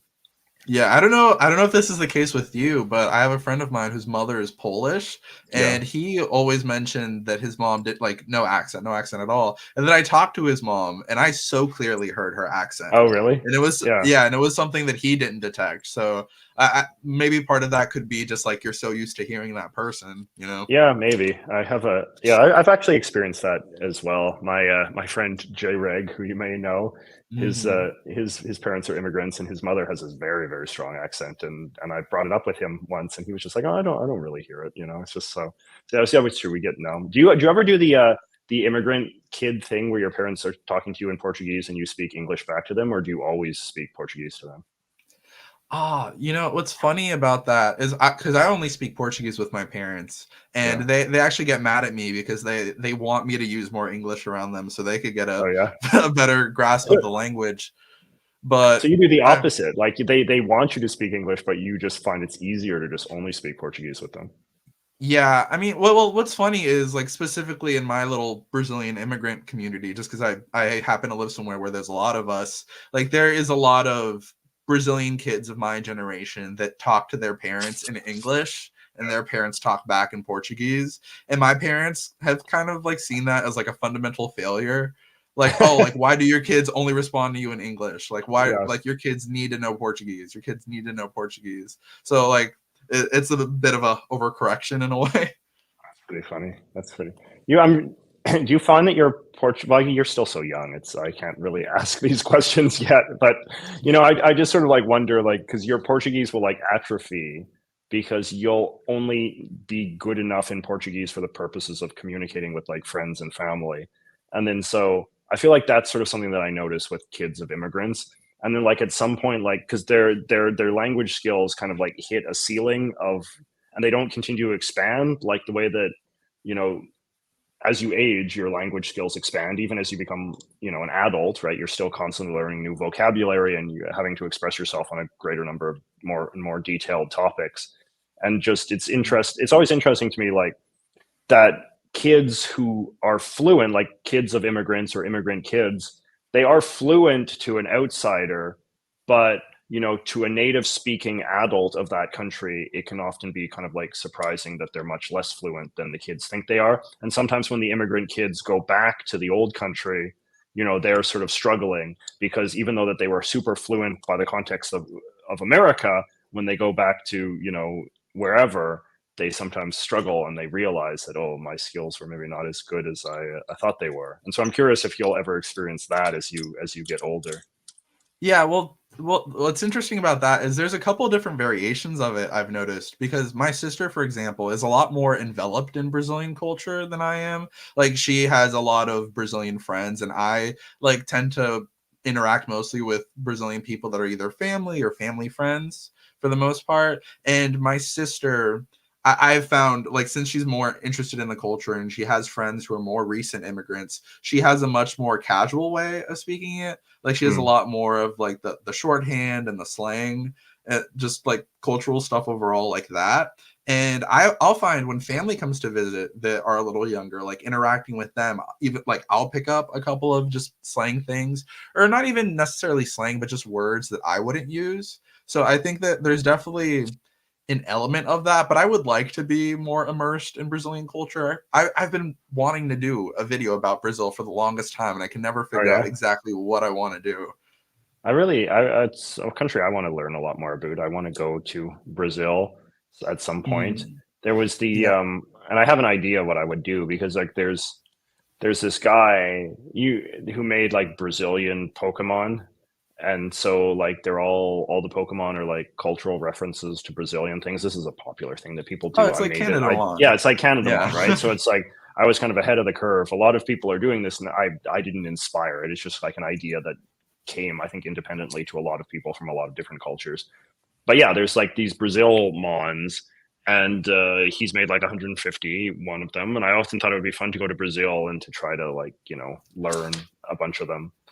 Oh, But it would be interesting to get an yeah, outsider's perspective on that. yeah. It's funny how quick Portuguese showed up in the chat after Oh yeah. after I said that. Yeah, because someone's asking what sort of slang that my sister says. Oh, you know what, dude? she started calling everybody Manu. Like after, like I have never said anyone like called anyone Manu, but that's a sort of like variation on man in a way. Oh yeah. And oh wow, the Brazilians are really coming in. There's another one. Hey, I guess I do have to make a Brazilian video. Eu vou fazer vídeo para vocês. So Have you maybe ever seen that's a do you know the political commentator Glenn Greenwald? yes, I do. Have you ever heard him speak Portuguese? I don't think I have actually. I know he lives in Brazil. Yeah. His husband is Brazilian, but I'd be curious. I'd be curious to hear your evaluation of his Portuguese skills. I sometimes see clips of him speaking Portuguese, and like as a white American guy speaking fluent Portuguese, it always sort of strikes me as a little interesting. It's where do most of the is it like Brazil or sorry not Brazil, Florida where you are? Is it like the kind of the hub of Brazilian? I know that Bolsonaro went to like Miami when he lost the election. So many of Yeah. my family friends have random pictures with Bolsonaro on the street. It's so Yeah. crazy. Also, my sister is in the chat and she just said Manu. Also, someone said oh, never mind. They were talking about Glenn Greenwald. I thought they were talking about me. I thought they said my Portuguese was very good for a foreigner. I was about to say I'm not a foreigner necessarily, but and as far as Brazilian hubs in the US, I'd say South Florida is a really, really big one. That's where I am. And like there's Brazilian markets, there's Brazilian billboards is always something that blows me away. Like in Portuguese? That are just like Portuguese billboards. It's very, very funny. I know that I've seen memes about Farmingham, Massachusetts. It'll be like a car with a bunch of Bolsonaro stickers, and it'll say like average Farmingham, Massachusetts resident. And I used to live in Newark as a very small child, and I know that Newark is also a big hub of Brazilians. So I would say like for the most part, probably Newark, Massachusetts, and South Florida are the main ones. Yeah. Yeah, I've never really experienced many Brazilian people. It's a culture that I'm not very familiar with because there's not very many of them in Vancouver. There's like I mean like in Toronto there's like Portuguese people from actual Portugal, but yeah, you don't hear a lot about the Brazilian Canadian community. Yeah. Well, it's funny because I tend to think of Brazil as a country that really punches under its weight culturally. Yeah, I think like that's true. For its size and population, like it's not that different from the US. You would think that it would have a lot more cultural influence than it does.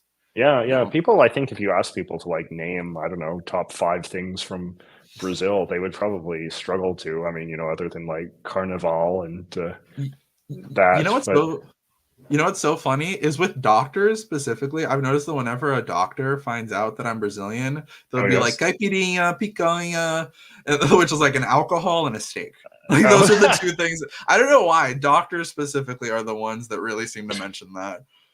I know there's a Brazilian restaurant here that I sometimes take friends to, where they have the meat on the big stick and they cut it off at your table. Like that's Rodízio. Rodízio, it's called. That's like the thing that I guess that's like a highlight of Brazilian culture that I know. But beyond that, it's like I guess it's the politics. Like I think Brazilian politics is somewhat well known. Although I feel like Lula was like a very famous person. I remember him coming to power in the George W. Bush age, and that was like considered a big deal. And he was a very well-known world leader. And I think Bolsonaro was obviously very popular. But the older Brazilian presidents, I do not think had much of a global profile. Yeah. Well, what's funny about Lula specifically is Lula and Obama are kind of like the presidents that I grew up with from both my cultures, like as a little kid. So I didn't imagine, because I actually voted in the last Brazilian election. I didn't think that my first like election ballot for Brazil was going to be one with Lula on it. So that was a bit of a poetic thing. And I've had like family members be like, what do you mean Obama can't run again? What do you mean he can't seek a third term? Just because that concept is just a little different from what they're used to. I'm just looking. I love all the. Sorry.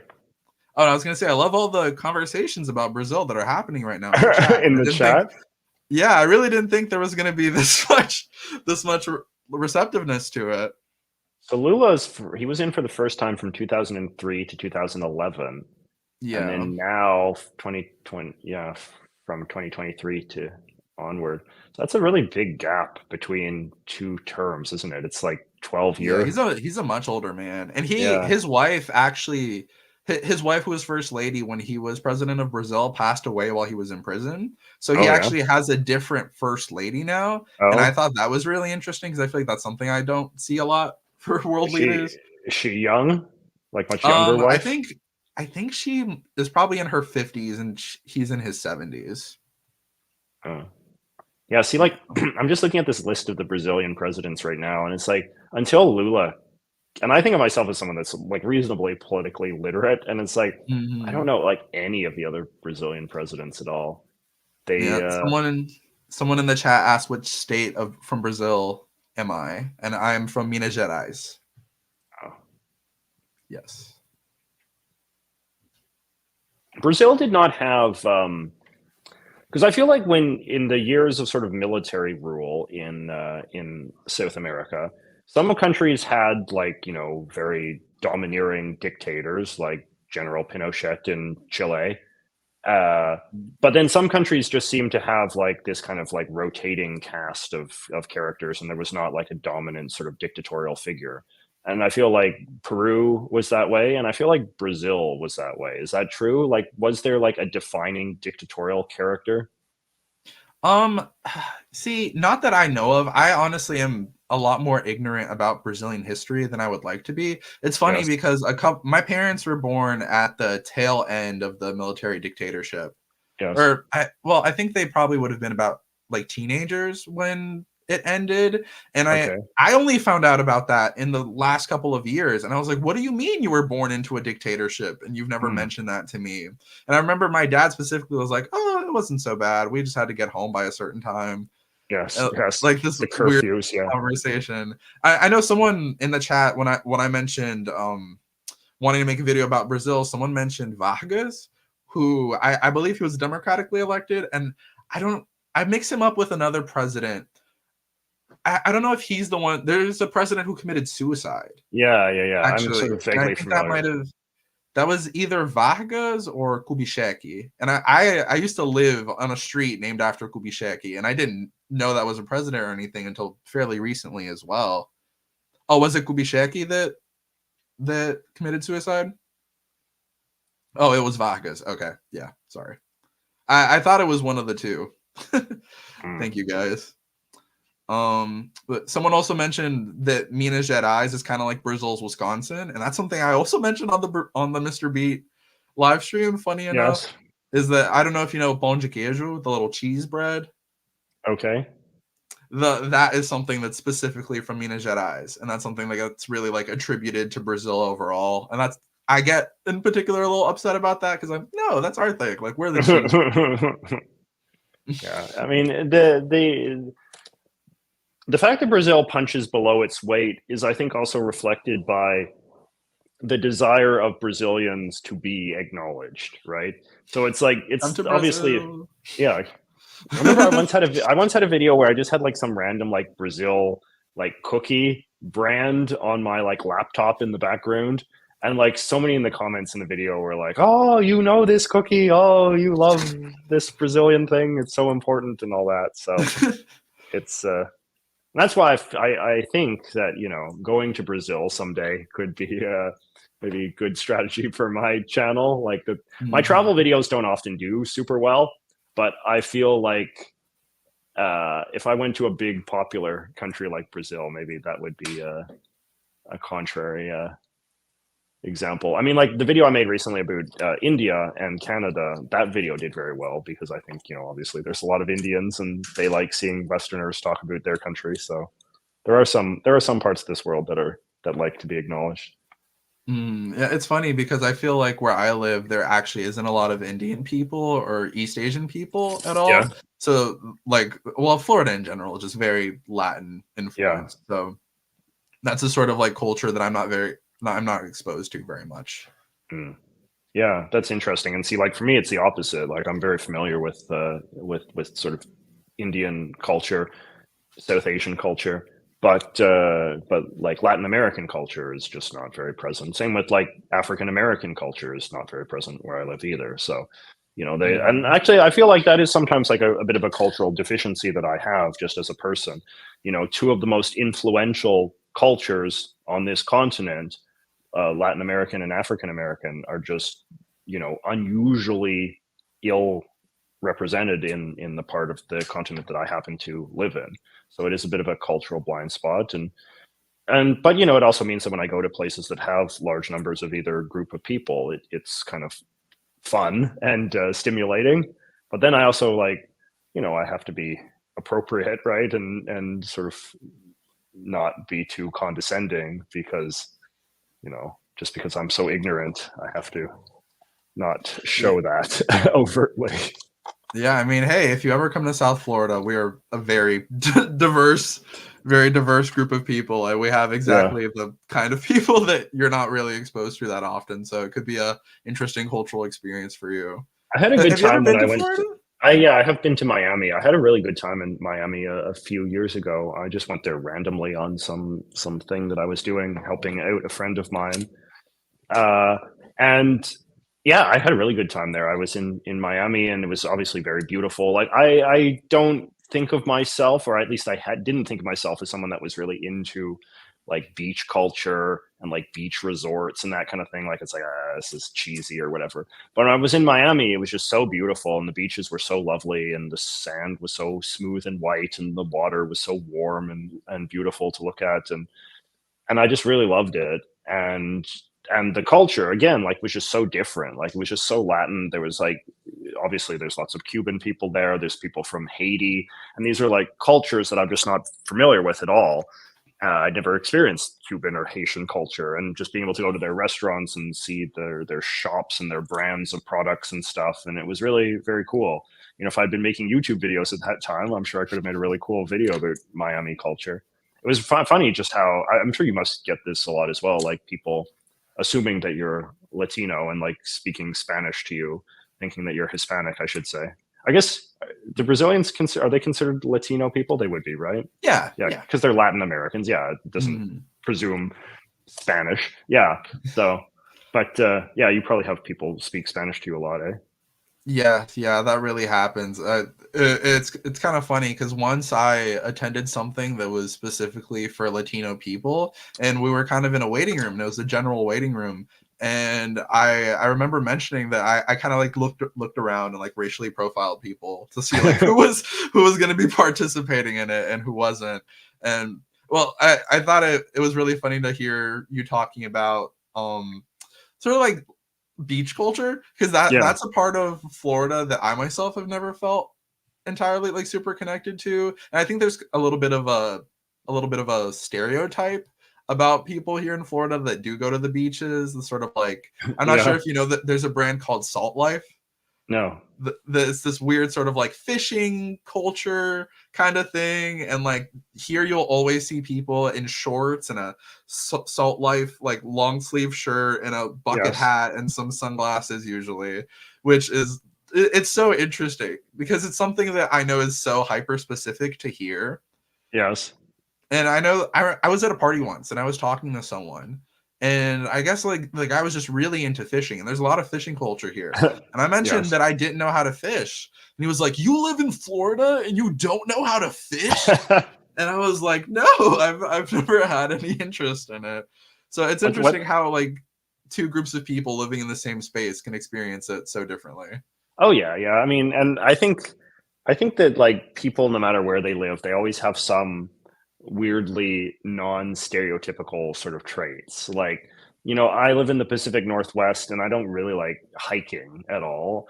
And I used to like skiing when I was younger. I used to be part of ski club in high school, but I'm skiing is not that big part of my life. But like hiking in particular, like like people in the Pacific Northwest love to hike, and they love to wear their Gore-Tex and their backpacks and their big hiking boots and march around in the evergreen forest where everything's covered in moss and everything's rainy and damp, and some people just get a huge thrill out of that.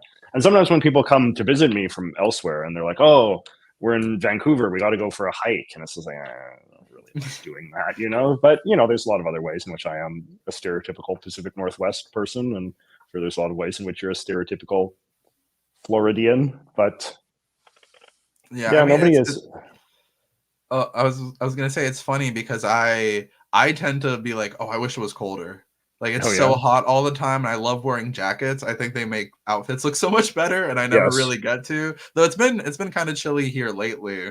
And well, I was gonna say I don't know how much you're on TikTok, but on my side of TikTok specifically, there's been a lot of sort of romanticization of the Pacific Northwest. Oh Lots of yeah. like pictures of like little cabins, like Oh yeah, on yeah. a mossy hillside with the rain and like quiet little music. And I was curious on sort of like what romanticized notions that people have about the Pacific Northwest specifically, like you might disagree with, or how like what notions you might have about other places. Well, I mean, I definitely think that like, is it raining right now? No, it's not that rainy. But like sometimes like the rain is very cozy, but when you're indoors. But I do like being outside and I like going for walks and I like walking around and that kind of stuff. So it's like the appeal of the rain, and that you do meet people here that like sort of fetishize the rain and fetishize sort of the cozy vibe that being indoors and seeing the rain sort of sloshing down can bring. But I always have been a little resistant to that because I just think of like when it's raining, you do have to go outside, or at least I go outside a lot, and just like everything's damp and like your socks are all wet and your shoes are wet, and just like you're tracking all this like wet, mud and stuff into the house, and it's not very pleasant. And then like, your pants are all soaked and you put them into the corner and you forget about them. And then when you go to put your pants on the next day, they're still wet. And it's just so like that kind of stuff. I don't like that much. I feel like that's a somewhat Mm. overrated aspect. I mean, and that's what I often, I sometimes see these pictures as well, like the kind that you're talking to me, like these really vibey pictures of, cozy homes with the fireplace while the rain is sort of pouring down. And like sometimes I can kind of get into that, but normally I just kind of think like, don't want it. It makes me feel trapped. Like that kind of stuff often kind of has a bit of a claustrophobic vibe. And so I am very drawn to the idea of like places like where you are, where it is warm and you can go out all the time, and even in the evening it's still warm. I find that like really a thrill because that's very novel to me. Like whenever I'm in a warm part of the US, or when I was in Chile, um, the idea of being able to go out after dark and it's still like reasonably warm, like I find that just to be like such an exhilarating and kind of cool experience because it's so different than what I ever have. And Yeah. yeah, like the temperature stuff, I think in general, just being in Canada where it is cold all the time, you do have a real attraction to heat just because it's the difference. Like, my Mhm. parents are very stereotypical sort of like retirees now. They spend all their time in Palm Springs because they just have to get away from the cold and the dampness. And I think that a lot of like middle-aged Canadians, regardless of how anti-American they might have been when they were younger, by the time they get to be retirement age, all they want to do is go to Florida or Arizona and just, or California, and just hang out in the Yeah. hot, hot sun. That's funny because in my opinion, it rains here a lot, Oh especially yeah. during the summer. It gets really rainy, and the humidity is this sort of like hot, dense thing that's just Yeah. constantly on you. Like I went to Arizona this summer, and I remember landing and feeling the dry heat, and I was like, "Oh Oh my yeah. god, this is like the opposite of what I experienced." And But it's are there funny like, because I oh sorry, go ahead. no, I was gonna say, are there like stereotypical like cozy Florida rain scenes? Yeah, I don't think so. Because I I guess think it's like here. it's, yeah, because there wouldn't be like, because I guess it's true, like in the Pacific Northwest, some of the coziness comes from like the contrast of like the rain and like the evergreen trees and like the mountains and the ocean and stuff like that. And I guess maybe that doesn't work quite as well in a Florida Mhm. context. Are you like in like real suburban Florida? I'm in the Miami metro area. Okay. It So you're close to like so Miami proper, like if you wanted to go to Miami Beach yeah. and all that. Yeah. Yeah, well, it's funny how big the Miami metro area is. Like it extends all the way up to Palm Beach, so it really is just huge. Like there's plenty of Yeah. people in the Miami metro area that never go to Miami Yeah. at all. But it's a relatively like suburban to urban place, I would say. Like as far Yeah. as it goes. Okay. Um someone sent a study that said that only about 5% of Brazilians actually identify themselves as a Latino. And Oh yeah. I think that that's a point where I would probably have to like consider myself as like a Brazilian living in the US who probably groups himself in with other Latinos then, Mm. as a sort of like cultural experience here rather than something that a Brazilian person actually living in Brazil would probably feel like. I looked up. Like cozy Florida rain, and I guess like I see there are some like pictures where it's like the palm trees, like you're in a cozy room and you're looking out the window and it's like raining, and like the palm trees are kind of like thrashing about, I guess, in the intense wind, right? Because like you guys would have like strong wind in addition to Yeah, heavy rain. it's been Yeah, very windy recently, especially during yeah. hurricane season. It gets really bad. Okay, so maybe like being cozy in your room and looking at the palm trees waving in the wind, maybe that's a somewhat comfortable, vibey scene. Yeah, I don't know if I've had that experience. I know No? something that's very like surprisingly romanticized is hurricanes here. Oh Like yeah. sort of like people joking about hurricane parties and like school being canceled. I think it was my sophomore year of high school. There was a hurricane the week after school started, and then we were out for another 2 weeks or Oh something. yeah. And like I live in a very large county, and it was like as long as one school in the county couldn't come back, none of the schools could. Mm. So it was this Oh like yeah. ridiculous thing where we were all just like really, really for an extended period of time. I remember I wanted to go watch the It movie Oh yeah. and I couldn't because the movie theater got rained in. Oh And no. we literally couldn't go to, and I had to go to a different one because of it was a whole big mess. But that's something like hurricane culture, hurricane parties in general, just joking about that is pretty common. That is pretty cool. Something that actually made me have a bit of perspective was that video you made that was like your city isn't special. Oh yeah, yeah. All the little generic things that people like talking about, like the traffic. Like Yeah. Florida, people always talk. They're always talking about Florida drivers, and after your video, I'm like, oh, is it? Is it actually? Yeah, people like those videos a lot. I've made 3 of them now. I don't know if I could make a 4th one. I think I'm kind of like running out of things, but every so often I do hear people bring up just stuff, and it's just always interesting to me, like just how how many of these experiences that we really like want to believe are unique and special are actually just like deeply like ordinary and broadly shared and not actually geographically particular. I find that just yeah, kind of quite fascinating. It's funny because the need and want to be unique kind of ends up Mm. being something that we broadly have in common, ironically Hmm. enough. So Yeah, we yeah. kind of end up landing on those things. Well, and But just like the degree to which like most people are fairly sheltered. Like just that most people at the end of the day are just not that familiar with cities beyond their own, states beyond their own, right? hmm, and and you know, we also all want to be like, I think, I don't know, patriotic or proud of where we come from. So people like to just hype up everything and anything as being like, oh, you know, you're from wherever when you see this and that kind of stuff. Oh, I see. I did make I have already started a Word doc about unique city number 4 video. yeah. Yeah. We got into a bit more of a discussion that I've really been enjoying, but that kind of segues well into another question that I wanted to ask you because Yes. I've commented, you've replied to one of my comments on your channel about this before, but I have been so consistently impressed by your video topics, especially Oh. since you put them out like every week. Especially after I started making my own videos, just like, oh my god, how does he come up with these topics, research them so well, like edit them, put them out, and like I just wanted to hear you talk a little bit about how you come up with your videos and what that process looks like, because I'm genuinely Uh, really impressed by that. well, thank you. It's certainly very exhausting. I feel like I work very, very hard to get videos done every week.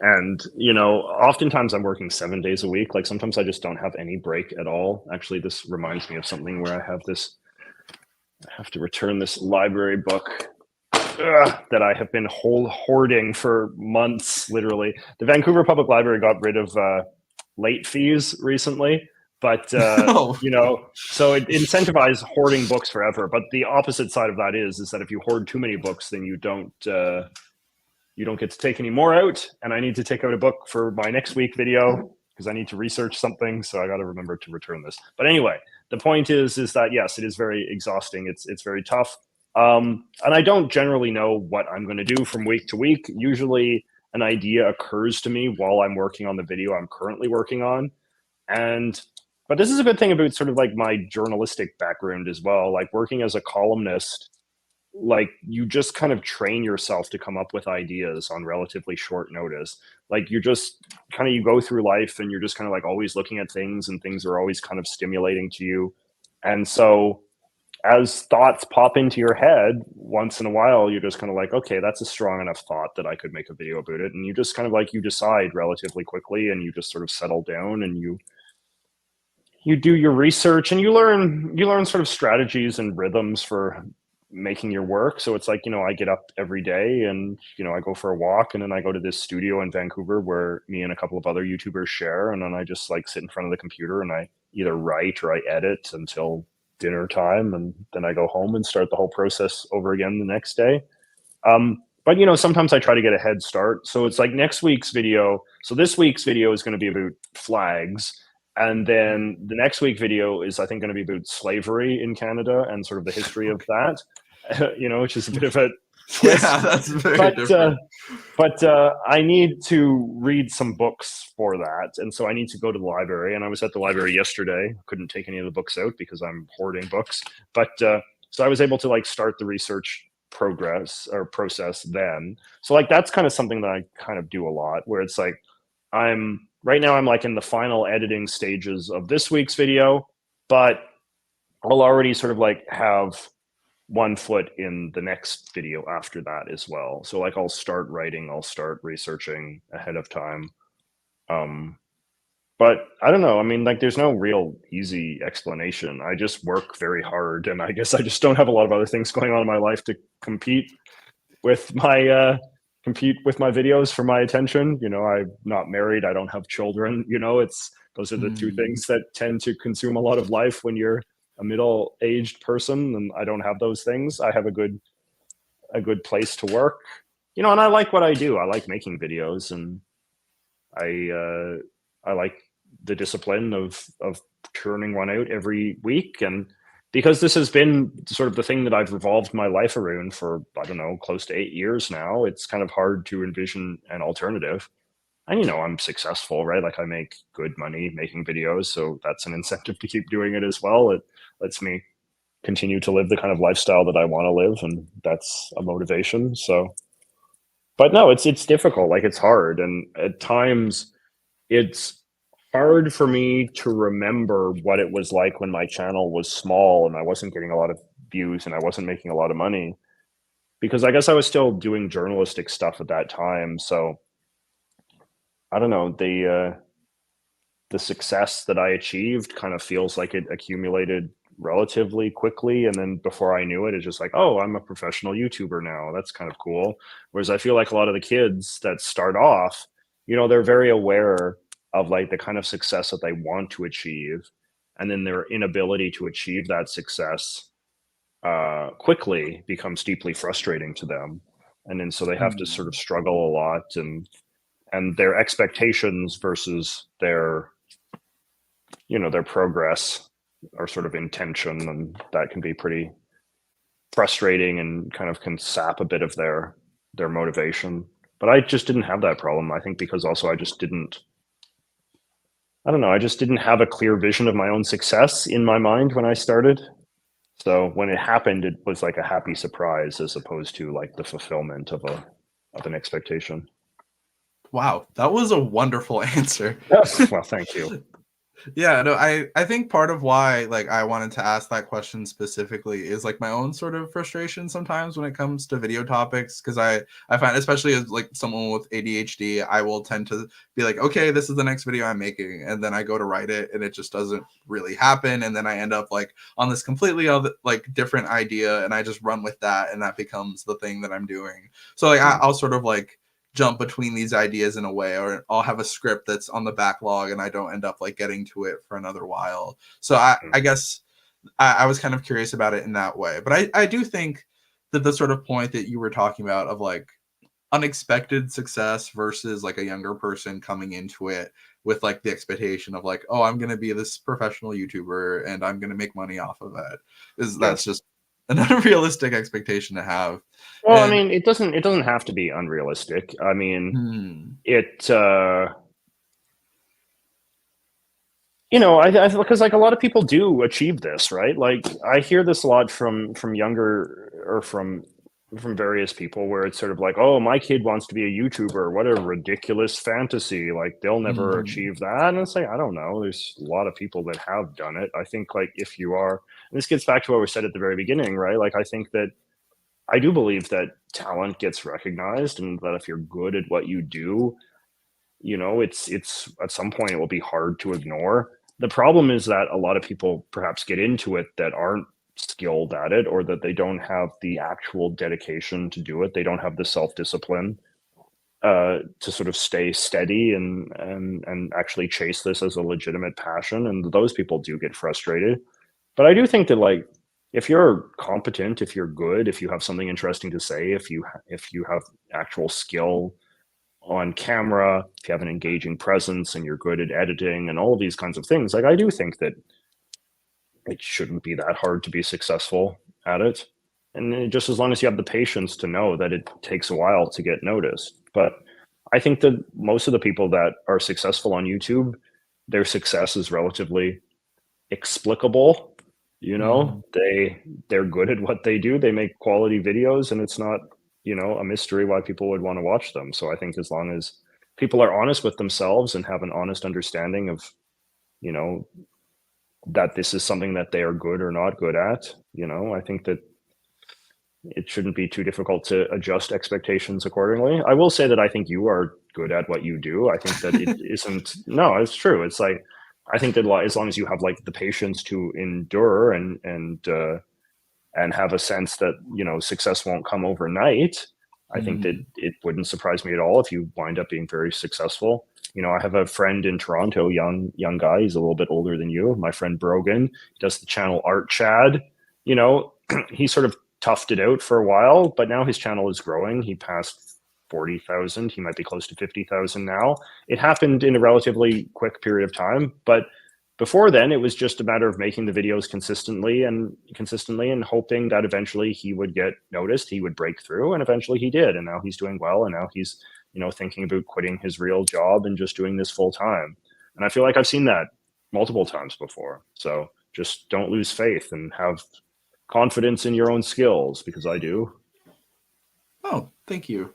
Like I really appreciate the way that you answered that because I think what I said was a sort of just like natural response, kind of like what everyone has said, you know. But I do think that like this is something that I want to do professionally, you know, Yes. and it's something I would say like I am doing in a like professionally. I think my videos are good quality. I believe in what I'm putting out.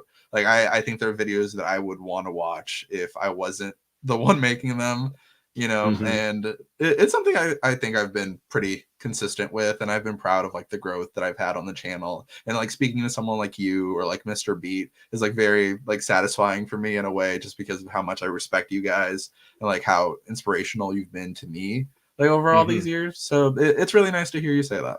Thank you. Well, of course, my friend. Yeah. Well, I guess another question that I had for you that is kind of related to this is that one of my favorite things about your videos is the editing style. Like Oh the yes. 8-bit visuals and sound effects are really unique in this genre of videos specifically. And I feel like they really reflect your personality well. Even the drawings that you throw in, I think make the videos like even more interesting and entertaining. And it goes back to like the political cartoons and adds Hmm. that dimension of personality.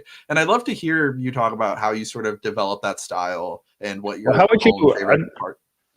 I'd Oh, be sorry, go curious to know ahead. how you would. I would be curious to know how you would describe the style, because I always find that interesting. Because like to me, I just kind of like do what feels natural and what appeals to my own kind of aesthetic tastes. But I'd be curious to like how it comes off to you. I would say there's definitely a sort of like 8-bit or cartoony sensibility to it. Like I think Yeah. especially with like the little like ding sound effects, like when something comes Oh yeah, up, yeah. or even I love the little like the simplicity of the JJ logo that comes Oh up with the yeah, yeah. sound effect. I think is awesome. The cartoons add so much to it. Like the Mhm. drawings, I'm like, oh my god, he edited this whole video and that he just had the time to like draw that cartoon and throw it in there, and they're always really good. And I think that's a really fun part of it. It's interesting to hear you talk about that, like as something that was less conscious and more of just like what felt natural to you. Because I think that also reflects well that it just like fits your personality. Well, it's So like I guess the thing is like I believe strongly in like communication and clear communication, mhm, and I feel like my dominant sort of motivation when I'm making the visuals in my video is just like, will this help illustrate what I'm trying to explain, right? Like, is this going to help the viewer understand? And so I try to make graphics that are relatively unpretentious and simple, but also like clear and straightforward and have a sort of legitimate communicative function. Well, I mhm, guess also trying to make things maybe a little bit novel. I mean, I've always liked kind of like collage kind of stuff. Like I like stuff that's like mixed media and stuff where everything's not super slick and matchy, but kind of has a bit more of a sort of like rough and kind of organic feel. So you mhm, watch some channels and they have like a very like sort of house style. Like my friend Knowing Better, for instance, right? Like his videos are very produced and he has a very sort of like slick and purposeful style, and whenever a graphic appears, it'll always be done in a certain style and look a certain way. And he always uses the same fonts and that kind of stuff. And that's very cool. It gives his videos a very sort of professional sheen. But I'm sort of less into that. And I kind of get bored, I think, too much with things being the same way. And so I want everything to always just be very different and very distinctive. And a lot of it is just kind of like what feels right when I'm making it. In this, like, I'm just not a good person at like planning ahead. So it's like I just start at the beginning of the video and then I just go all the way through, just adding the graphics one at a time as they go. And I just kind of do like whatever strikes me well. It's like, oh, I think this scene, the background should be like a brick wall and the pictures should like pop up and they should be on pieces of newsprint and they should make the sound from Kirby where the mushroom pops up, and you know, like that kind of thing. Like that's just kind of like my thought process. It's all very ad hoc. no, that's really nice. I mean, like I think that it's cool. Like because I like have you ever seen anyone else in this sort of space that has a similar video editing style to yours? I don't know. I mean, that's an interesting question. I'd be curious to know what other people would say if there's like other if there's other styles that other YouTubers have that reminds people of my style. I mean, I'm sure there must be. Like Mhm. there's like two YouTubers who I really like who are probably like my biggest kind of like YouTuber soulmates. I feel like in the sense of like when I watch their content, I feel like okay, this is like what I'm trying to do. Uh, like Linus Bowman is one. He was in my most recent video. He's like this design guy from Mhm. Sweden. Yeah. He's really cool, and his videos are somewhat collagey. And my other friend Phil Edwards, he's a former Vox Oh editor, yeah. and his videos are very good, and they're very much like what I want my videos to be like because he's a much more like professional editor because like that's his background and stuff, and so his videos are just very slick and well produced, but they also kind of have a bit of that sort of collagey energy that I try Mhm. to have in mind. So yeah, those are two guys that I would say are kind of similar to me. But there's probably others too. I just can't think of them off the top of my head. I like the the gaming historian. If you know Mm, him, he's very I don't think I good. do. And he is a very good cartoonist, and he often draws illustrations to sort of accentuate the kind of stuff that he's talking about, which it really works well in the context of his videos. So like he is like a very sort of like serious kind of like researcher. There's so much like crap in the video game space, you know, where people are just like Mhm. regurgitating the same old stories and all the rest of it. But like he seems to put in a lot of serious research. He quotes a lot of primary sources and stuff. And a lot of times he'll draw pictures to illustrate scenes that he doesn't have any photographs for. So like if it's like some meeting or something, and he'll like draw little caricatures of all the people that were at that meeting and do like very simplistic animations of like the one guy is talking to the rest of the board and one guy like, oh, and you're like that kind of stuff, which really adds something to it. You know, this kind of stuff that I really have grown to hate is when people just like overuse friggin' stock footage, you know, when it's just like, where it's just like if it was a meeting, it's like, and then they had a meeting, and it's just like some very like slick stock footage picture of a bunch of people in this beautifully well lit office, and you know, like some guy is like, you know, pointing at a generic like poster board or something, or like it's like, and then they got frustrated, and it's like, you know, stock footage of like some woman being like, you know, this kind of stuff is just. I really, I don't know. It's like it's lazy to me, and to me, it's like a little bit insulting to the audience. Like the audience deserves something novel and something that's unique and special. And if you have any skills at all in any of these sorts of realms, I feel like you deserve to bring the best of your skills to them, right? And I feel like that's what Philip and Linus are very good at, because they're both very talented artistically, in addition to being very good video editors, and in addition to being like interesting researchers who have, you know, good, interesting observations about their topics that they're good at articulating and they're good at writing. So here's something that I've really learned, is that almost every successful YouTuber is not just successful at one thing. Like they're not just good at being on camera or they're not just good at writing. You know, they're also good at editing. They're good at drawing. A lot of them are good at music. You know, this is something that I have no skill in at all, but a lot of YouTubers I find are good. You know, they're good at singing, or they're good at like mixing their own music and making their own music. So I guess when people are evaluating if they can be successful at YouTube or not, you definitely have to have more than one skill, because definitely a lot of YouTubers that I find get frustrated, or even you know, kind of burn out and stuff, or just have a hard time turning a profit, is YouTubers who are not multi-talented, and thus they have to outsource a lot of their content creation to other people, and that is expensive, or it can cause, you know, problems if those relationships break down in various ways. So yeah. Yeah, I think that's really interesting, because it's the way you're talking has sort of made me think a little more consciously about my, like, how I make my videos and what sort of stuff that I did naturally that may have been a bit of a stylistic choice. And like something that has actually been pretty time consuming in my editing process is that I'm obsessed with using vintage clips.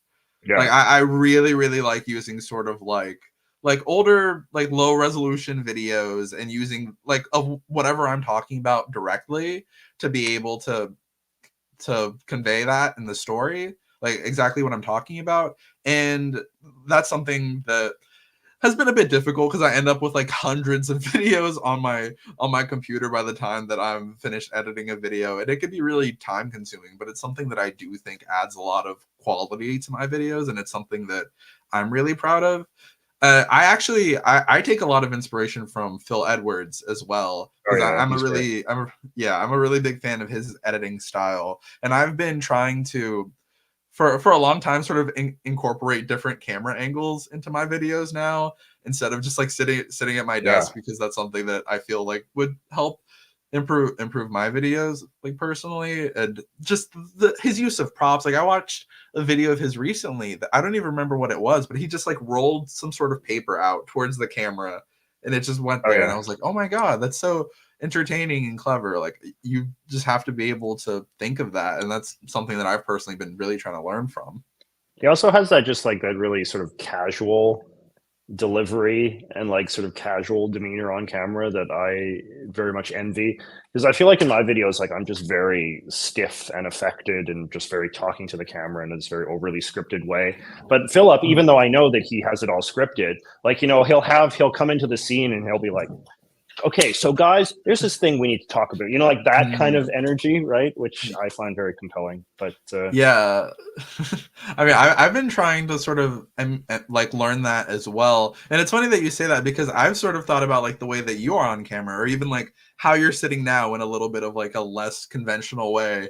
You know, yeah. I've thought of like, oh, how could I be less stiff and not just be like here at this chair, you know, and like I have a pretty small bedroom. I don't have much area that I could go and film in, so it's just about like trying to be clever and creative and figuring out something different to do. I mean, I guess part of it though is that you do at the end of the day have to be yourself, and I think you have to like just do what comes naturally. Maybe be a more extreme version of yourself in some way, but also sort of like be like understand where your actual skills lie. And it can be difficult because I think when we start off, we always want to sort of like emulate other people who are already successful. But ultimately, the Mhm. thing that will make you successful is what makes you unique, what makes you stand out from the crowd. So, like being able to understand what those things are, and then really playing up those things is important, but also very very Mm. difficult. So I don't know. I'm still figuring it out, and I've been doing it for all these years. So Yeah. how to be a Yeah. I mean, better version of myself, right? That's what we're all striving to do. yeah, I mean, with the video specifically has been such a journey for me because I started about a year and a half ago because I lost I had a job as a social media manager and video editor Oh yes. for a nonprofit, and I ended up leaving that job because of the end of my contract, and that's when I was really like, okay, I'm gonna start making some videos for fun because that's what I've been wanting to do. And it's funny to look back at like your own evolution because I do think my videos have gotten quite a bit better, and sometimes I need to go back and watch those old videos to like recognize like, Yes. oh my god. No, that's Like I good, right? Like if you're not kind of repulsed by your old work, I think that's a bad sign because it suggests that you're not actually making progress. Mhm. No, it's very important, and I appreciate your insight as someone who's been doing this for so long. Well, Well, it's true. a bit of like I guess something like more YouTuber specific is how do you usually tell people like what you do for a job? Like when they ask, Oh, like how does that conversation usually go?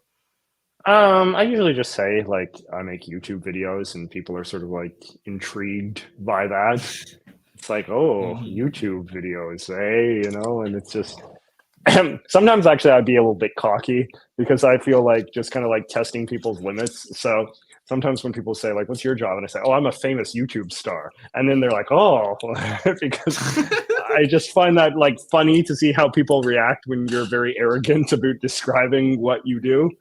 But Mhm. I feel like these days most people generally grasp the concept of YouTuber. Even older people kind of have some sense that like there exists this community of people that are just make videos online, and that they're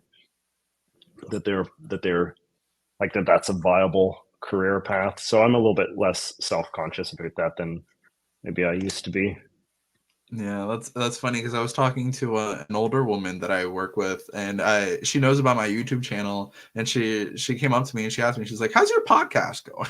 And I was like, "What podcast? Like what podcast?" I don't. I remember when I met Pierre Polyev, the head of the Conservative Party. I forget what he said exactly to me, but I think he like referred to like my channel as like my program, which I thought was kind Mm. of funny. It's like, oh yeah, I have enjoyed your program. It's just like people. So like even if people don't really like know the jargon, they kind of like get conceptually what it is. It's like some. My mother always refers to it as my show. Like she'll say, "How was your show Oh. this week?" Oh, that's nice. Yeah. No, it's great to like see that sort of cultural difference there, like between generations and how we acknowledge that. Because now it's like every little kid that grows up wants to be a YouTuber, you know. And I think Yeah. I'm probably part of the first generation of that. Yeah, and there's like I said before, like there's nothing wrong with that. Like I don't think Mm-mm. it's an ambition that people have to feel ashamed about or apologize for or feel like is unrealistic or a ridiculous kind of dream. So, but anyway, my friend, I probably have to get going pretty soon because I'm getting a little hungry and I haven't. It's already 8 o'clock. It must be quite late where you are. But is there any sort of Yeah. things that you wanted to talk about just to wrap it up? Yeah, of course. I want to be respectful of your time. I have one last question that I wanted to Okay. ask specifically as the last question. Oh yes. So, I know that Stephen Harper is your favorite prime minister. Mm. but I'm interested in hearing who is your favorite American president. Oh, well, I feel like probably George Washington, just because I feel like George Washington set the precedent for how presidents were going to work. And in that sense, he was one of the most consequential figures in the history of American democracy, just in the sense that it could have gone very different, right? Like George Washington, the contrast between him and Napoleon in France is very revealing, right? Like, because they were both made head of this new kind of like Republican government, and Napoleon decided that he was going to establish a hereditary dictatorship under himself and amass all power and, you know, rule for life and all that. And obviously he started wars in an attempt to sort of expand his empire and all that. But George Washington, you know, he set the precedent of 2 terms and he retired gracefully. He resisted overtures to become a king. And I feel like even though that there were presidents who perhaps made decisions that were more consequential in a kind of like classical sense, you know, that they fought bigger wars and, you know, expanded the territory of the United States more and, you know, created social programs that have a lasting legacy and things like that. I just kind of feel like it was very possible that there wouldn't even be other presidents if it wasn't for George Washington and how he handled himself as the first occupant of this job that still exists, you know, 200 whatever years later. And that's no small feat. And I think that we can underestimate sort of the significance of merely what it means to just be the first successful president, you know, and just how many of the things that we even now, you know, like with Trump and all that, like when we talk about like the peaceful transition of power and January 6th and this kind of stuff, in some ways we're still trying to honor the legacy of George Washington and the precedents that he set of what it meant to be a democratic head of state, which, you know, at the time, even by the standards of the rest of the world, was just such an untested and revolutionary concept. And the fact that he was so successful at that, he sort of intuitively knew what it meant to be a president, what it meant to be a democratic head of a democratic republic, I think is just very admirable. And it could have gone so much worse, you know. Yeah, I think that's a great answer, and I think that that's a great point to wrap up on, actually. Wonderful. So Well, it's been a delightful chat, I must say, my friend, and I look forward to watching more of your videos. No, thank you so much. Thank you so much for joining. Like I said, I couldn't have been happier to have you here. Like you're one of my favorite creators, and you're huge inspiration. So to have you sit down with me has been really awesome. Thank you so much. The pleasure was all mine. Okay. Well, thank you, and I hope to talk to you again sometime. All right, man. Talk to you later. Have a fun. good night, everyone.